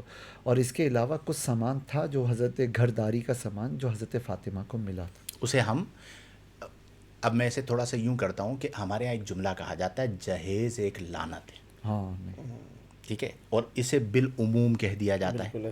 جبکہ نبی کریم صلی اللہ علیہ وسلم نے وہ تکیے جس کے اندر چھال بھری ہوئی تھی، اسی طرح ایک غالباً مشکیزہ، اس ٹائپ کی 2-3 چیزیں جو ہیں وہ حضرت سیدہ کائنات کو دی تھیں. اور حضرت سیدہ کائنات کا باقاعدہ اچھا حق مہر، آج کے دور میں جو مہر فاطمی ہے وہ لاکھوں میں بنتا ہے. ٹھیک ہے، ہمارے یہاں وہی چل رہا ہوتا ہے لا مہر اقل من عشرتی دراہما. تو مفتی صاحب وہ جو 4,000 روپے 5,000 روپے حق مہر رکھ لیں. تو جہیز دینا مطلقاً برا نہیں ہے، ٹھیک ہے، لیکن جہیز مانگنا یہ انتہائی برا ہے. اور جہیز دینا برا نہیں ہے، یہ جو ہم اس پر زور دے کر کہہ رہے ہیں نا، یہ بھی ہمارے معاشرے کی وجہ سے دینا ہے. مجھے پتا ہے میں اپنی بیٹی کی شادی کروں گا، مجھے جہیز دینا پڑے گا. وجہ کیا ہے کہ جو سامنے واسطہ پڑا ہے جن لوگوں سے، وہ اتنے بھوکے ہیں، ہم سمیت کیوں کہ جب ہماری بچوں کی شادی ہوتی ہے تو بھی انتظار میں بیٹھے ہوئے ہوتے ہیں اور دیکھ رہے ہوتے ہیں کہ جہیز میں کیا کیا آئے گا. یہ معاشرے کا مسئلہ ہے، اس پر ہمیں خود ڈیسیجن لینا پڑے گا. اور اس میں یوں ہے کہ کم از کم ہم یہ تو کر سکتے ہیں نا کہ میرے بیٹے کی شادی ہو، یہ میں اکثر بات کہتا ہوں، تو ہم نے 2 ٹوک کہہ دینا ہے کہ بھئی ہمیں لڑکی والوں سے کچھ نہیں چاہیے. ٹھیک ہے، وہ زبردستی بھی کریں تو ہم کوشش کر کے منع کریں، کوئی ہم بنیاد تو ڈالیں. جہیز کی وجہ سے بچیوں کی شادیاں مشکل ہوئی ہوئی ہیں. جہیز کی وجہ سے لاکھوں بچیوں کی شادیاں، رشتے اس لیے نہیں ہو رہے کہ وہ غریب کی بچیاں ہیں اور لڑکے والوں کو پتا ہے کہ یہاں سے جہیز اچھا نہیں ملے گا، اس لیے انہوں نے رشتے کو ریجیکٹ کر دیا. تو اگر ہم جہیز کو بہتر کہتے بھی ہیں تو یہ جو ہم نے اپنی رسم و رواج بنائی ہوئی ہے اس سے ہمیں نکلنا پڑے گا. مسئلہ کیا ہوتا ہے کہ ہم اصول بیان کر دیتے ایسا ہے، اور بھائی مروج پہ بات کرو نا. جب مروج پہ بات آتی ہے تو پھر آپ بھاگ جاتے ہو وہاں سے. آپ جو اصول بیان کر رہے ہو وہ غیر مروج پہ. اگر آپ اس کے ساتھ کمپیریزن کریں گے، نبی کریم نے جو جہیز دیا اپنی ظاہری فقر اختیاری کو بنیاد رکھتے ہوئے، میں اور آپ جو جہیز دیتے ہیں اس میں کیا ہم اپنی اوقات کے مطابق دیتے ہیں؟ 90% اپنی طاقت سے زیادہ دے رہے ہوتے ہیں. تو اس چیز کا خیال رکھنا ضروری ہے. کچھ کہنا بالکل ایسے ہی. جی میں یہ عرض کر رہا تھا کہ قبلہ اب الحمدللہ چیزیں اس حوالے سے نا بہتری کی طرف آ رہی ہیں. مذہبی طبقات کے اندر بہت سے بچوں میں یہ شعور پیدا ہو رہا ہے، ایون بچیوں میں بھی یہ شعور پیدا ہو رہا ہے کہ وہ اپنے آپ کو جہیز سے بچا رہے ہیں. بچیاں کہتی ہیں کہ ایسی جگہ پہ رشتہ ہو جہاں پہ جہیز کی لالچ نہ ہو، ابو آپ جو دیں وہ ایک الگ بات ہے. اچھا میرے اپنے سگے بہن بھائیوں میں بھی ایسی مثالیں مجھے دیکھی ہیں، گھر میں دیکھی کہ الحمدللہ یہ چیز کی اور ایگزیکیوٹ ہوا. اچھا اس میں ایک معاشرتی ڈر اور بھی ہے، اور وہ ڈر پتہ کیا ہے؟ وہ ڈر یہ ہے کہ مثال کے طور پہ اگر لڑکا کہہ رہا ہے کہ یار ہمیں جہیز نہیں چاہیے، آپ لوگ نہ دیں، تو وہ لڑکی والے کہتے ہیں یار اگر ہم ان کی آج بات مان لیں تو کل یہ بات سنائیں گے. میں آپ کو سچی عرض کروں، ہر خاندان میں 2-4 آپائیں بوائیں ایسی ہوتی ہیں جنہوں نے سنانا ہے. آپ جہیز دیں یا نہ دیں انہوں نے ویسے ہی سنانا ہے. تو آپ ان کے سنانے کی فکر نہیں کریں. آپ یہ دیکھیں کہ اگر لڑکا، اس کے والدین جو جن سے ڈائریکٹلی ڈیلنگ ہو رہی ہے، وہ کہہ رہے ہیں کہ جہیز نہ دیں، آپ نہ دیں. اصل میں ہم ہی لوگ ہیں نا جو چینج لے کر آئیں گے. پہلے کے مقابلے میں اب چیزیں کچھ امپروو ہو رہی ہیں، کچھ ایریاز میں ظاہر ہے اور بدتر بھی ہو رہی ہے. دنیا کے اندر ایک چیز ہے، لڑکی عمومی طور پہ کمانے والی نہیں ہوتی. بالکل لڑکا کمانے والا ہوتا ہے نا، کمائی دار ہوتا ہے، کما رہا ہوتا ہے. تو عرب دنیا کے اندر شادی کا ٹوٹل خرچہ لڑکے پہ ہوتا ہے، واہ، اور وہ پہلے ہی اچھا خاصا حق مہر مقرر کرتے ہیں، اور وہ حق مہر لیا جاتا ہے اور اسی سے بچی کی شادی کی تیاری ہوتی ہے. کیا بات ہے. باپ کے اوپر کسی بھی طرح کا برڈن نہیں ہوتا. تو ایک اچھی چیز اس معاشرے میں، اسی زمین پر عرب معاشرہ ہے، اور وہاں پر ایک چیز ہو رہی ہے، اور وہاں پر ہر کوئی اس لیے بھی عجمی جا کے شادی نہیں کر پاتا کہ ان کے یہاں یہ رواج ہے کہ مہر ٹھیک ٹھاک ہوتا ہے. ہمارے یہاں تو ہوتا ہے کہ مروت کے اندر زیادہ نہیں لکھوانا، 5,000 روپے لکھوا دیے، 10,000 روپے لکھوا دیے. تو یہ جو چیز مفتی معاذ صاحب کہہ رہے ہیں ہم رائج کر سکتے ہیں، انہوں نے کی ہے نا آپ کے سامنے، اسی معاشرے کا حصہ ہیں. تو کچھ چیزوں میں واقعتاً ایسا ہے کہ ہم نا امید ہو جاتے ہیں کہ نہیں معاشرہ ایسا ہے تو ایسا. اگر آپ بیج بوئیں گے، آپ ابتدا کریں گے تو آہستہ آہستہ چیزوں میں بہتری آنا شروع ہو جائے حضور گی. جہیز کی بات چلیے تو ایک بات میں اور جلدی عرض کرو. کروں، وہ یہ ہے کہ جو جہیز ہے نا خالصتاً بیوی کی ملکیت ہے، اور بیوی اس لیول کی مالک ہے کہ وہ شوہر کی اجازت کے بغیر اپنا فرنیچر بیچ سکتی ہے. وہ اس لیول کی مالک ہے کہ شوہر کی اجازت کے بغیر اپنا مائکرو ویو اوون اٹھا کر کسی کو گفٹ کر سکتی مالک ہے. ہے، بالکل ایسا اور ہی. اس موقع پر اگر شوہر اعتراض کر رہا ہے تو اس کا اعتراض بے جائے. لہٰذا جہیز اگر کوئی باپ ماں دے رہے ہیں تو وہ اپنی بیٹی کو دے رہے ہیں. اچھا ایون سسرال میں اگر کوئی اور عورت وغیرہ استعمال کرنا چاہتی ہے تو وہ بیوی سے اجازت لے، کیونکہ اصل میں مالک وہ ہے. تو اب وہ اجازت لینا کوئی فارمل نہ ہو، ایسے ہی بھابھی میں آپ کے وہ مائکرو ویو میں گرم کر لوں، ہاں بھائی کر لیجیے، کوئی مسئلہ ہی نہیں. یا لا کر اس نے خود ہی کامن کچن کے اندر رکھا ہے تو ٹھیک ہے کر لیجیے. لیکن اگر بیڈ روم میں رکھا ہوا ہے نا تو آپ پر شریعت کی طرف سے لازم ہوگا کہ اس کا خیال کیا جائے. لیکن یہاں پر میں یہ کہوں گا کہ یہ آپ نے ساری بات کی ہے اصول ہوئی. اصول اور مردوں کے لیے کہ بھئی یہ ملکیت کس کی ہے، لیکن ہماری بہنیں خدا را ایسا نہ کریں. کریں نہیں، بالکل. اس کی وجہ کیا ہے کہ آپ نے اٹھا کے بیچنا ہے، اس خبیث نے آپ کو طلاق دے دینی ہے. یہ ہمارے معاشرے کا حصہ ہے. بالکل ایسا. اور وہ جو جہیز بنا ہے نا سر، اس میں ہوا کیا ہے پتہ ہے؟ ہمیں تو فریج بھی چاہیے، سوال ناجائز، ہاں یہ گناہ ہے. ڈیمانڈ، مطالبہ، لسٹیں آتی ہیں. ہمیں جو ہے وہ گاڑی بھی چاہیے، ہمیں جو ہے وہ گھر بھی چاہیے. یہ چل رہا ہے باقاعدہ. جو ہے وہ اب حال یہ ہو گیا کہ بعض جگہوں پر تو لڑکے بک رہے ہوتے ہیں.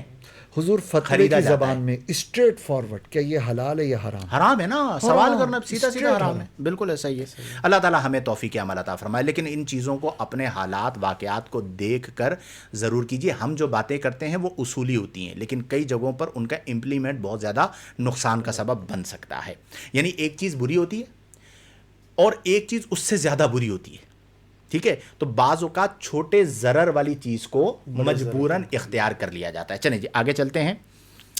مصطفیٰ رضا صاحب، مفتی صاحب آپ تینوں مفتیان کرام کی گفتگو بہت پیاری ہوتی ہے، الحمدللہ سمجھ بھی آتی ہے. مفتی صاحب ایک سوال ہے کہ کوئی ہماری خاموشی کا فائدہ اٹھا رہا ہو تو اس کی کس طرح اصلاح کرے؟ علامہ عثمان صاحب بتائیں گے. بات یہ ہے کہ جہاں پر حق اور انصاف کی بات ہو تو وہ ضرور کرنی چاہیے. اور جس طرح ابھی ہم نے بات کی کہ ایسے موقع پر تکلف نہیں کرنا چاہیے، اور مطلب جو آپ سمجھتے ہیں کہ اعتدال کی بات ہے تو وہاں خاموش نہ رہیں. اپنے حق کے لیے بندہ جو ہے وہ آواز بلند کر حق سکتا بات کا اعلان سرے دار کریں گے، یہ جرم اگر جرم ہے بار بار 100 بار کریں گے. یہ بڑی اچھی بات ہے کہ نہ ہم نے کسی کا حق تلف کرنا ہے، نہ کسی کو اپنا حق تلف کرنے دینا ہے. جو آپ کی خاموشی کا فائدہ اٹھا رہا ہے وہ ظالم ہے، اور اگر آپ اس سے ڈر کے چپ ہو جائیں گے تو کل وہ کسی اور کے ساتھ بھی ظلم کرے گا. تو اگر کسی کے ساتھ زیادتی ہو رہی ہو تو یہ ہمارے معاشرے کی بہتری کے لیے ضروری ہے کہ اگر آپ کھڑے ہو سکتے ہیں آپ کھڑے ہو جائیے، اس کے لیے آواز اٹھائیے، بات کیجئے، تو اس کی حوصلہ شکنی ہوگی. تو حکمت کے ساتھ آپ ان چیزوں کو، جو مطلب یہ کیس ٹو کیس ویری کرتا ہے، بالکل ایسا تو ہی. آپ جس سچویشن میں ہیں اس میں دیکھ لیں. لیکن آپ اس بات کو بالکل 2 اور 2 4 والے انداز میں ملحوظ نگاہ رکھیے کہ کسی کو ناجائز فائدہ اس کے عہدے کی وجہ سے مت اٹھانے دیجیے. میں اس میں بالکل کلیئر ہوں. میں مطلب اتنا کلیئر ہوں کہ میں اپنی فیلڈ کے اندر بھی جو سینئرز ہوتے ہیں یا کوئی بڑے نام بن جاتے ہیں، پیر ہیں، فلاں ہیں، فلاں ہیں، میں نہیں اٹھانے دیتا. 2 اور 2 4 والی بات ہے. اس کی وجہ یہ ہے کہ آپ کا اپنا مقام ہے، لیکن اس کا یہ قطعاً مطلب نہیں ہے کہ آپ میرے حق کو تلف کریں گے. اور اسی طرح بعض وہ طبقات ہوتے ہیں جو مافیاز ٹائپ ہوتے ہیں. جو آپ کو دباتے ہیں کہ تم نے یہ بات بولنی ہے، میرے مطابق بولنی ہے، ورنہ میں تمہارے خلاف پروپیگنڈا کرواؤں گا. تو ایسے لوگوں کو تو بالکل بھگا کے رکھنا ہے، قریب چھوڑنا ہی نہیں ہے. اس کی وجہ یہ ہے کہ یار جوابات بعد میں لیتے ہیں. ایک بات مجھے یاد آ گئی، ایک تحریر میں نے آج سوچا تھا میں یہ تحریر پڑھوں گا. ڈاکٹر علامہ پروفیسر اسماعیل بدایونی صاحب، یار انہوں نے آج ایک تحریر ڈالی. اس کا ٹائٹل پتہ ہے کیا تھا؟ میں ٹائٹل آپ کو پڑھ کے سناتا ہوں. میں نے وہ تحریر نوٹ کر لی تھی. علماء سہم گئے. اوہ، ایک تحریر پڑھ رہا ہوں اور دل کے کانوں سے سنیے گا. ڈاکٹر اسماعیل بدایونی صاحب میرے دوست بھی ہیں، دل کے بھی بہت قریب ہیں اور درد دل کے ساتھ کچھ چیزیں کرتے ہیں. ابھی ماضی قریب میں کچھ چیزیں ہوئی ہیں تو انہوں نے یہ کل ہی تحریر ڈالی. آج میں نے فیس بک پہ دیکھی تو میں نے اسے کاپی کر لیا. سنیے گا ذرا کیا کہہ رہے ہیں ڈاکٹر اسماعیل بدایونی صاحب. میں اس کی تشریح نہیں کروں گا، ایز اٹ از جو لکھا ہوا ہے وہ آپ کو پڑھ کے سنا رہا ہوں. ان کا درد دل کیا ہے. ٹائٹل ہے علماء سہم گئے. اہل علم مزاج کے اعتبار سے بڑے حساس ہوتے ہیں. وہ محفلوں میں بھی کہکہوں کے شور میں نہیں ڈوبتے. ان کے چہروں پر سنجیدگی کا ایک پردہ ہوتا ہے اور وقار کا ایک حصار انہیں گھیرے رکھتا ہے. وہ بہت کچھ کہنا چاہتے ہیں، بہت کچھ سمجھنا چاہتے ہیں، مگر اندیکھا جبر ان کے الفاظ کو ہونٹوں تک آنے سے پہلے ہی روک دیتا ہے. اللہ. یوں وہ اپنے دل کے سمندر کو خاموشی کے ساحلوں میں قید کر لیتے ہیں. اہل علم سہم گئے. عجیب المیہ یہ ہے کہ جو لوگ ان کے شاگرد کہلاتے ہیں وہ کبھی کبھی ان کی عزت کے سب سے بڑے دشمن بن جاتے ہیں. ستم یہ ہوا کہ اختلاف رائے دشمنی کا دیباچہ ٹھہرا. تقریب نے تعمیر کی چادر کو اوڑھ کر تنقید کے بجائے تذلیل شروع کر دی. اللہ. شعلہ بیانی نے افکار کو بھی جلا دیا اور کردار کو بھی. آوازیں بلند ہیں مگر فکر کمزور ہے. نعرے گونجتے ہیں مگر حکمت خاموش ہے. کسی کو یہ جاننے کی فرصت نہیں کہ سامنے والا کیا کہنا چاہتا ہے. کسی کو یہ فکر نہیں کہ دشمن کیا منصوبے بنا رہا ہے. کسی کو یہ شعور نہیں کہ اس وقت امت کو کس حکمت عملی کی ضرورت ہے. اہل علم جو عوام میں اثر رکھتے ہیں ان کی زندگی آسان نہیں ہوتی. ان پر حکومتی دباؤ بھی ہوتا ہے، سماجی دباؤ بھی، اور کبھی اپنے ہی حلقوں کا دباؤ بھی. اب فاسق و فاجر گالم گلوچ بریگیڈ کے لوگ اپنے تئیں حق کے ترجمان قرار پاتے ہیں. وہ دلیل کے بجائے گالی کو ہتھیار بناتے ہیں اور تہذیب کے بجائے تدہیق کو شعار. یوں محسوس ہوتا ہے جیسے ہر شخص گالی بریگیڈ کا کمانڈر ان چیف بننے کے لیے بے چین ہے. یہ بھی ممکن ہے کہ کسی عالم دین سے کوئی غلطی ہو گئی ہو. انسان ہے، معصوم تو صرف انبیاء ہوتے ہیں، مگر کیا ایک لغزش کی بنیاد پر کسی کی عمر بھر کی خدمات کو روند دینا انصاف ہے؟ اللہ. علامہ رضا ثاقب، یہ میں یہاں پہ روک رہا ہوں. علامہ رضا ثاقب مصطفی صاحب نے کتنا کام کیا. اس خطاب جمعہ میں انہوں نے ایک جملہ کہا کہ جو لوگ میرے الفاظ کو نہ سمجھے وہ میرے درد کو کیا سمجھیں گے. اوف. ایران اور اسرائیل والے مسئلے پہ اتنی بدتمیزیاں اور بد کلامیاں ہوئیں. بعض لوگوں نے پورے پورے کلپ بنائے اس بندے کے دل پہ، اور یہ اسی کے پیرائے میں تھا. اب میں نے اس لیے وضاحت کر دی کہ یہ اس پیرائے کے اندر تحریر ہے کہ ایک بندہ عمر دے دیتا ہے اور آپ اس کا مقصد سمجھے بغیر اس پہ فتوے لگاتے ہو، گالیاں بکتے ہو، بدتمیزی کرتے ہو. اور کئی لوگ ہیں بیچارے کمزور ہوتے ہیں، جواب نہیں دیتے اور یہ لوگ بڑھتے چلے جاتے ہیں. آگے سنیے انہوں نے جو درد بیان کیا، کیسی تحریر ہے. دیکھیں ان کا ہر ایک جملہ ایک کہانی. اسی لیے واقعہ. یار میں نے جب یہ پڑھی نا تو میں نے کاپی کر کے اپنے پاس رکھ لی. آج میں نے پروگرام شروع اس تحریر سے کرنا تھا، میرے ذہن سے اتر گیا تھا، ابھی آپ کی بات سے مجھے یاد آ گیا. اب آگے سنیے اختتام کی طرف. مگر ایک لغزش کی بنیاد پر کسی کی عمر بھر کی خدمات کو روند دینا انصاف ہے؟ کیا یہ مناسب ہے کہ وہ لوگ جو خود کردار کے اعتبار سے قابل تقلید نہیں وہ اہل علم کے لیے منصف بن جائے؟ ہمیں یاد رکھنا چاہیے کہ زبان کا زخم تلوار کے زخم سے بھی گہرا ہوتا ہے. جراحات السیانی لہت تیام ولا یلتام ما جرح اللسان. اسی لیے اللہ کے نبی صلی اللہ علیہ وسلم نے فرمایا المسلم من سلم المسلمون من لسانہ و یدہ، یعنی مسلمان وہ ہے جس کی زبان اور ہاتھ سے دوسرے مسلمان محفوظ رہیں. یہ حدیث صرف ایک اخلاقی نصیحت نہیں بلکہ امت کی بقا کا اصول ہے. اگر زبانوں سے آگ نکلتی رہے گی تو دلوں میں نفرت کے الاؤ جلتے رہیں گے، اور جب دل جلنے لگتے ہیں تو قومیں راکھ ہو جایا کرتی ہیں۔ برائے کرم اپنی بات کہیے دلیل سے، نہ کہ تذلیل سے۔ یاد رکھنا قرآن کریم نے فرمایا ادعو الی سبیل ربک بالحکمت والموعظۃ الحسنۃ وجادلہم باللتی ہی احسن ان ربک هو اعلم بمن ضل عن سبیلہ وہو اعلم بالمہتدین۔ اپنے رب کی راہ کی طرف بلاؤ پکی تدبیر اور اچھی نصیحت سے، اور ان سے اس طریقے پر بحث کرو جو سب سے بہتر ہو، بے شک تمہارا رب خوب جانتا ہے جو اس کی راہ سے بہکا، اور وہ خوب جانتا ہے راہ والوں کو۔ آج ڈاکٹر اسماعیل بدایونی صاحب کی اس پوری تحریر کا لب لباب کیا ہے؟ لکھتے ہیں آج ہمیں فیصلہ کرنا ہوگا کہ ہم اختلاف کے نام پر نفرت کی فصل اگائیں یا احترام کے ساتھ مکالمے کی روایت کو زندہ کریں۔ علماء امت کا سرمایہ ہیں، علماء امت کا سرمایہ ہیں، علماء امت کا سرمایہ ہیں، علماء سے دین کی بقا ہے۔ اس بات کو سمجھیے، ان سے اختلاف کیا جا سکتا ہے، ابھی ہم اس میں بات بھی کر چکے ہیں، مگر ان کی تذلیل کسی بھی صورت میں امت کے لیے خیر کا باعث نہیں بن سکتی، کیونکہ جب علم کی حرمت ٹوٹتی ہے تو جہالت کو اقتدار مل جاتا ہے، اور جب جہالت اقتدار میں آتی ہے تو پھر قومیں صرف شور کرتی ہیں، راستہ نہیں پاتی۔ از اسماعیل بدایونی 7 مارچ 2026۔ کچھ نہیں کہنا چاہوں گا، صرف اتنا کہوں گا کہ درد دل سے اس تحریر کو بار بار پڑھیے، بار بار سنیے اور اپنی اصلاح کیجیے۔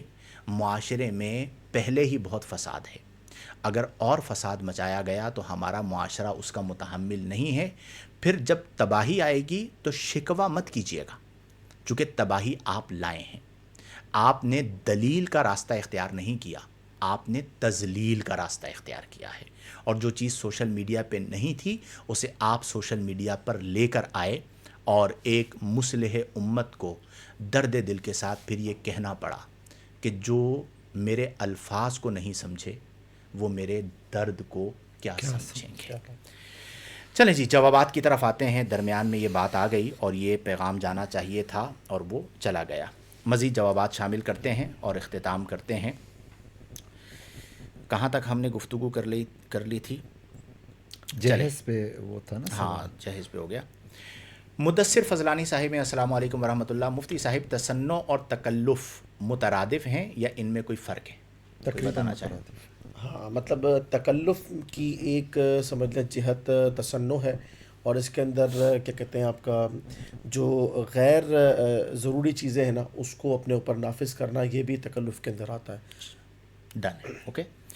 ارشد رضا عطاری صاحب، ساری زندگی اسی بات میں گزر جاتی ہے کہ لوگ کیا کہیں گے، لیکن لوگ آخر میں بس اتنا کہتے ہیں انا للہ و انا الیہ راجعون، اور یہ بھی کچھ لوگ کہتے ہیں، بہت سارے لوگوں کے پاس تو یہ ٹائم بھی نہیں ہوتا، وہ اسی کے لیے کہتے ہیں جس سے کوئی تعلق ہوتا ہے، ورنہ لوگ بھلا دیتے ہیں۔ ایک میں اکثر کہتا ہوں کہ انتقال ہوا 10 گھنٹوں میں قبرستان تنہ تنہا، 3 دن کے بعد بھلانے کا پروسیس، بلکہ 3 دن کے بعد کیا اگلے دن ہی بھلانے کا پروسیس شروع ہو جاتا ہے، اور کسی کے جانے سے دنیا پہ کوئی فرق نہیں آتا۔ پہلے بھی بہت سارے آئے چلے گئے، ہم بھی چلے جائیں گے، اس لیے بلا وجہ تکلف میں مبتلا نہ ہوں۔ ارشد رضا طاری صاحب کا کامنٹ ہے، آپ اسے دیکھ لیجئے گا، اچھا کامنٹ ہے، یہ دکھاوا ہو گیا وغیرہ وغیرہ۔ آگے جوابات کی طرف آتے ہیں۔ مفتی صاحب، اگر کسی کو سنن غیر مؤکدہ اور مستحبات پر عمل کرنے میں تکلف محسوس ہو تو وہ کیا کرے؟ یہ تکلف نہیں ہے، بلکہ یہ تو اپنے نفع میں اضافے کا موقع ہے، اس کو تکلف کے بجائے اپورچونٹی سمجھنا چاہیے۔ یس، کیا بات ہے۔ ریاض رضا صاحب، تکلف کپڑے کا بھی ہے، روزانہ نئے رنگ بدلنا سادگی سفید رنگ میں ہے، بتائیے۔ یہ ہمارے معاشرے میں ایک قوم پائی جاتی ہے جو ہر چیز کو نیگیٹو پہلو پہ سوچتی ہے۔ ویسے اس کے لیے عرض کروں کہ وہ پہلے زمانے میں ہوتا تھا، جو سادہ کپاس سے بننے والا کپڑا سفید ہوتا تھا، وہ بھی پیلا پیلا ٹائپ کا ہوتا تھا۔ اب رنگین کپڑوں کے لیے جتنا کیمیکل یوز ہوتا ہے نا اتنا ہی سفید کپڑے کے لیے بھی کیمیکل یوز ہوتا ہے. تو المختصر دونوں کے بات- ریٹ برابر ہے بھائی. بلکہ اس میں اگر یہ کہا جائے نا کہ اگر آج کے دور میں تکلفاً سفید ہی کو اختیار کرنا ہے جبکہ معاشرے کے اندر ورائٹی موجود ہے تو میرے خیال میں شاید صرف وائٹ کو ہی فوکس کر کے رکھنا یہ تکلف میں جائے گا. بالکل ایسا ہی. اصل میں مسئلہ پتہ ہے کیا ہے؟ اس کا مسئلہ ہے خیر وہ بھی تفریح فراہتاً کہہ رہے ہوں گے. اس کو ٹھیک کر لیں تو خود بخود سارے معاملات درست ہو جائیں گے. اس میں ہم دوسرے کو نومینیٹ نہیں کر سکتے. اب ان کا دماغ جو ہے نا وہ ان کے کنٹرول میں، میرے کنٹرول میں کیسے ہو سکتا ہے؟ ان کا دماغ ان کے کنٹرول میں، میرا دماغ میرے کنٹرول میں. آپ چیزوں کو کیسے دیکھ رہے ہیں؟ اگر اللہ نے کسی کو مال دیا اور وہ اس مال کو اللہ کی تحدیث نعمت جو اس نے نعمت عطا فرمائی اس کے لیے اظہار کرتا ہے تو آپ کو بدگمانی کرنے کی ضرورت نہیں ہے. ہاں یہ بالکل ضرور ہے کہ تکلف نہیں ہونا چاہیے کہ آپ کی اوقات نہیں ہے اور آپ کہیں میں نے ہر روز لباس بدلنا ہے، پھر وہ غلط طریقہ کار ہو جائے گا. ارشد رضا اتاری صاحب، مفتی صاحب، اسلامک ڈیجیٹل اسٹوڈیو کے بارے میں آپ کیا فرمائیں گے؟ حافظ طاہر قادری صاحب ایک نعت خواں ہوتے ہوئے کیسا کام کر رہے ہیں اور دوسرے نعت خوانوں کو کیسا کام کرنا چاہیے؟ اسلامک ڈیجیٹل اسٹوڈیو ایک بہترین پلیٹ فارم ہے. آج صبح سحری میں انشاءاللہ آپ کو وہاں پہ ملوں گا اور موضوع ہے وہاں پر سوشل میڈیا کے حوالے سے اور خواتین کے حقوق کے حوالے سے. تو انشاءاللہ یہاں کے بعد رات کو 4 سے 5 ہوتا ہے نا علماء کا سیشن، وہاں پہ 4 بجے ہمیں پہنچنا ہوتا ہے میرے خیال میں، 4 بجے سے 5 بجے تک وہاں پہ ملاقات ہوگی. بہترین پلیٹ فارم ہے، اصول کو ملحوظ نگاہ رکھتے ہوئے کام کر رہے ہیں اور بہت سارے علماء کی رہنمائی میں کام کر رہے ہیں اور ہمیں آپس میں اس چیز کو اپریشیٹ کرنا چاہیے. آپ بھی جا چکے ہیں نا میرے خیال میں مختلف بلکہ دیگر نعت خوانوں کو بھی جو ہے نا اس سے کچھ نہ کچھ حاصل کرنا چاہیے اور کوشش کرنی چاہیے.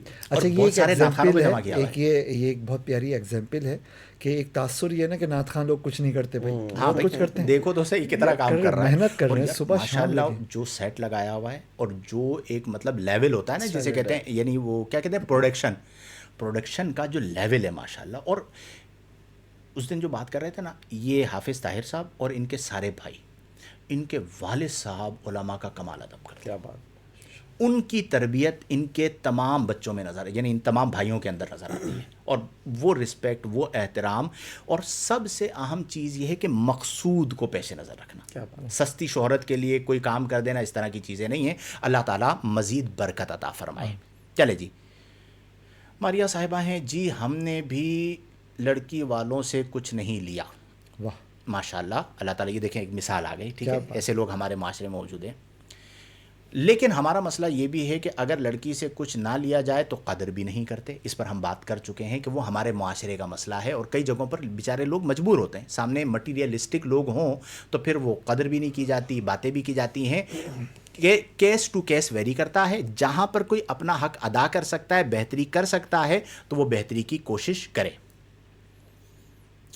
اچھا جی، اس کے بعد کون ہیں ہمارے ساتھ؟ عبداللہ آصف صاحب ہیں. ماشاءاللہ بہت اچھا موضوع ہے. کریڈٹ گوز ٹو علامہ عثمان اللہ خانی. کل آپ اور میں پہنچ گئے.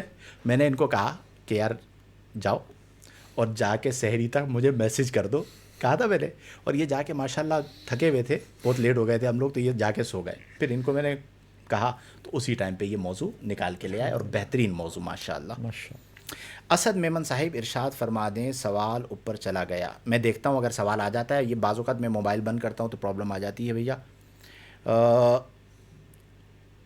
اپنے لیے درود پاک پڑھ کر رکھنا، مرنے کے لیے لا الہ الا اللہ پڑھ کر رکھنا، یہ کیسا؟ اگر خود نہ پڑھ سکے تو کسی اور سے پڑھوا لینا. ایصال ثواب کی بات یہ کہ ذکر و اذکار کا جتنا ذخیرہ جمع کیا جائے اتنا بہتر ہے. ٹھیک ہے، اس میں تو بہت اچھی بات ہے. مطلب جو کچھ ایصال ثواب کے لیے اپنے لیے رکھیں، آخرت کا ذخیرہ. چلیں، اپنی زندگی کے اندر بھی اپنی آخرت کے لیے سامان جو جمع کر سکتے ہیں وہ ضرور جمع کر لیجئے، انشاءاللہ الجلیل فائدہ ہوگا. اللہ تعالی ہم تمام کو توفیق عمل عطا فرمائے. ممکنہ طور پر میں جتنے سوالات لے سکتا تھا وہ سوالات لے لیے ہیں. شیخ حسنین احمد صاحب، میرا سوال اوپر چلا گیا. بہت سارے سوال مجھے ایسا لگتا ہے کہ اوپر رہ گئے ہیں، لیکن میں نے ایک بار اس کو بند کر کے دوبارہ کھولا بھی ہے لیکن وہ سوالات میرے پاس شو نہیں ہو رہے. چلیں آپ میں وہ دیکھیں. بالکل یہ جو ہے نا کہ کلمہ پڑھ کے اپنے مرنے کے بعد کے لیے محفوظ رکھیں. تو دیکھیں ہم جو بھی نیکی کرتے ہیں نا وہ اللہ تعالیٰ کے پاس ہماری محفوظ ہے. اللہ کی رحمتوں پر ہم یقین رکھیں. سورہ مزمل کی آخری آیتوں میں بھی یہی مضمون بیان ہوا ہے کہ آپ جو نیکی کریں گے وہ آپ کو اپنے رب کے پاس اس کو محفوظ پائیں گے. الگ سے گنتیاں اور شمار وغیرہ وغیرہ اس کی کوئی اتنی حاجت نہیں ہے. یوں ہی کسی کو کہنا بھائی میرے اثارِ ثواب کے لیے یہ کر دو، یہ کر دو، وہ کر دو، یہ بھی اسلامی مزاج کے اتنے قریب نہیں ہے. ٹھیک ہے، تو آپ ویسے ہی نیکیاں کرتے رہیں اور ہر نیکی کو اللہ کی رحمت کے ساتھ اس سوچ کے ساتھ کریں کہ یہ انشاءاللہ آخرت میں مجھے نفع دے گی. یہ جو ایک رسمی انداز بنتا جا رہا ہے نا، یہ کوئی بہت ہی زیادہ قابل تعریف انداز نہیں ہے. چلیں جی، اللہ تبارک و تعالی ہم تمام کو توفیق عمل عطا فرمائے. حتماً قطعاً فیس بک والوں سے میں نے بڑی کوشش کی ہے کہ جو سوالات آپ لوگ لکھ رہے ہیں کہ میں کر چکا ہوں وہ مجھے نظر آ جائیں، لیکن جو 2-3 ممکنہ طریقے تھے ان ممکنہ طریقوں سے میرے سامنے وہی چند سوالات آ رہے ہیں. بعض اوقات ایسا ہوتا ہے، تو ہم ایک کام یہ کریں گے کہ انشاءاللہ بعد میں ہم کامنٹس پڑھ لیں گے. اور کل حسنین صاحب نے ایک کہا ہے اور ایک غالباً اسد میمن صاحب ہیں، یہ 2 بندوں نے خاص طور پر کہا کہ ہمارا سوال اوپر چلا گیا ہے، تو کل جب ہم جوابات دیں گے تو پہلے ان کے سوالات اگر ہمیں بعد میں مل جاتے ہیں تو ان کو ہم شامل کر لیں گے. اللہ تبارک و تعالی ہم تمام کو توفیق عمل عطا فرمائے. Be happy without any reason. کوئی پوچھے کیوں خوش ہو تو کہیے مجھے خوش رہنا پسند ہے. آپ کو کیا مسئلہ ہے؟ جب آپ اس فلسفہ مسرت کو اختیار کر لیں گے تو آپ کی زندگی پرسکون ہو جائے گی. دنیا کو آپ کسی صورت راضی نہیں کر سکتے، دنیا کو آپ مکمل طور پر کبھی کنٹرول نہیں کر سکتے. آپ کو شعور ذات ہو کہ آپ کیا ہیں پلس کیا نہیں ہیں. جو نہیں ہیں اپنے آپ کو وہ نہ سمجھیں، ورنہ چین، سکون، اطمینان ختم ہو جائے گا. پھر زندگی کے اندر اضطراب ہوگا، اور مضطرب زندگی تکلیف والی زندگی ہے، اور تکلیف تکلف سے آتا ہے. تکلف سے بچ جائیے، تکلیف سے بچ جائیں گے. اللہ تعالی ہم تمام کو فرائض و واجبات کی پابندی کرنے، صغائر و کبائر سے اجتناب برتنے، قرآن و سنت کے مطابق زندگیاں بسر کرنے کی توفیق عطا فرمائے. بشرط حیات کل رات 11 بجے انشاءاللہ الجلیل آپ سے ملاقات ہوگی. تب تک کے لیے اجازت دیجیے. آمین بجاہ النبی الامین، وآخر دعوانا ان الحمد للہ رب العالمین.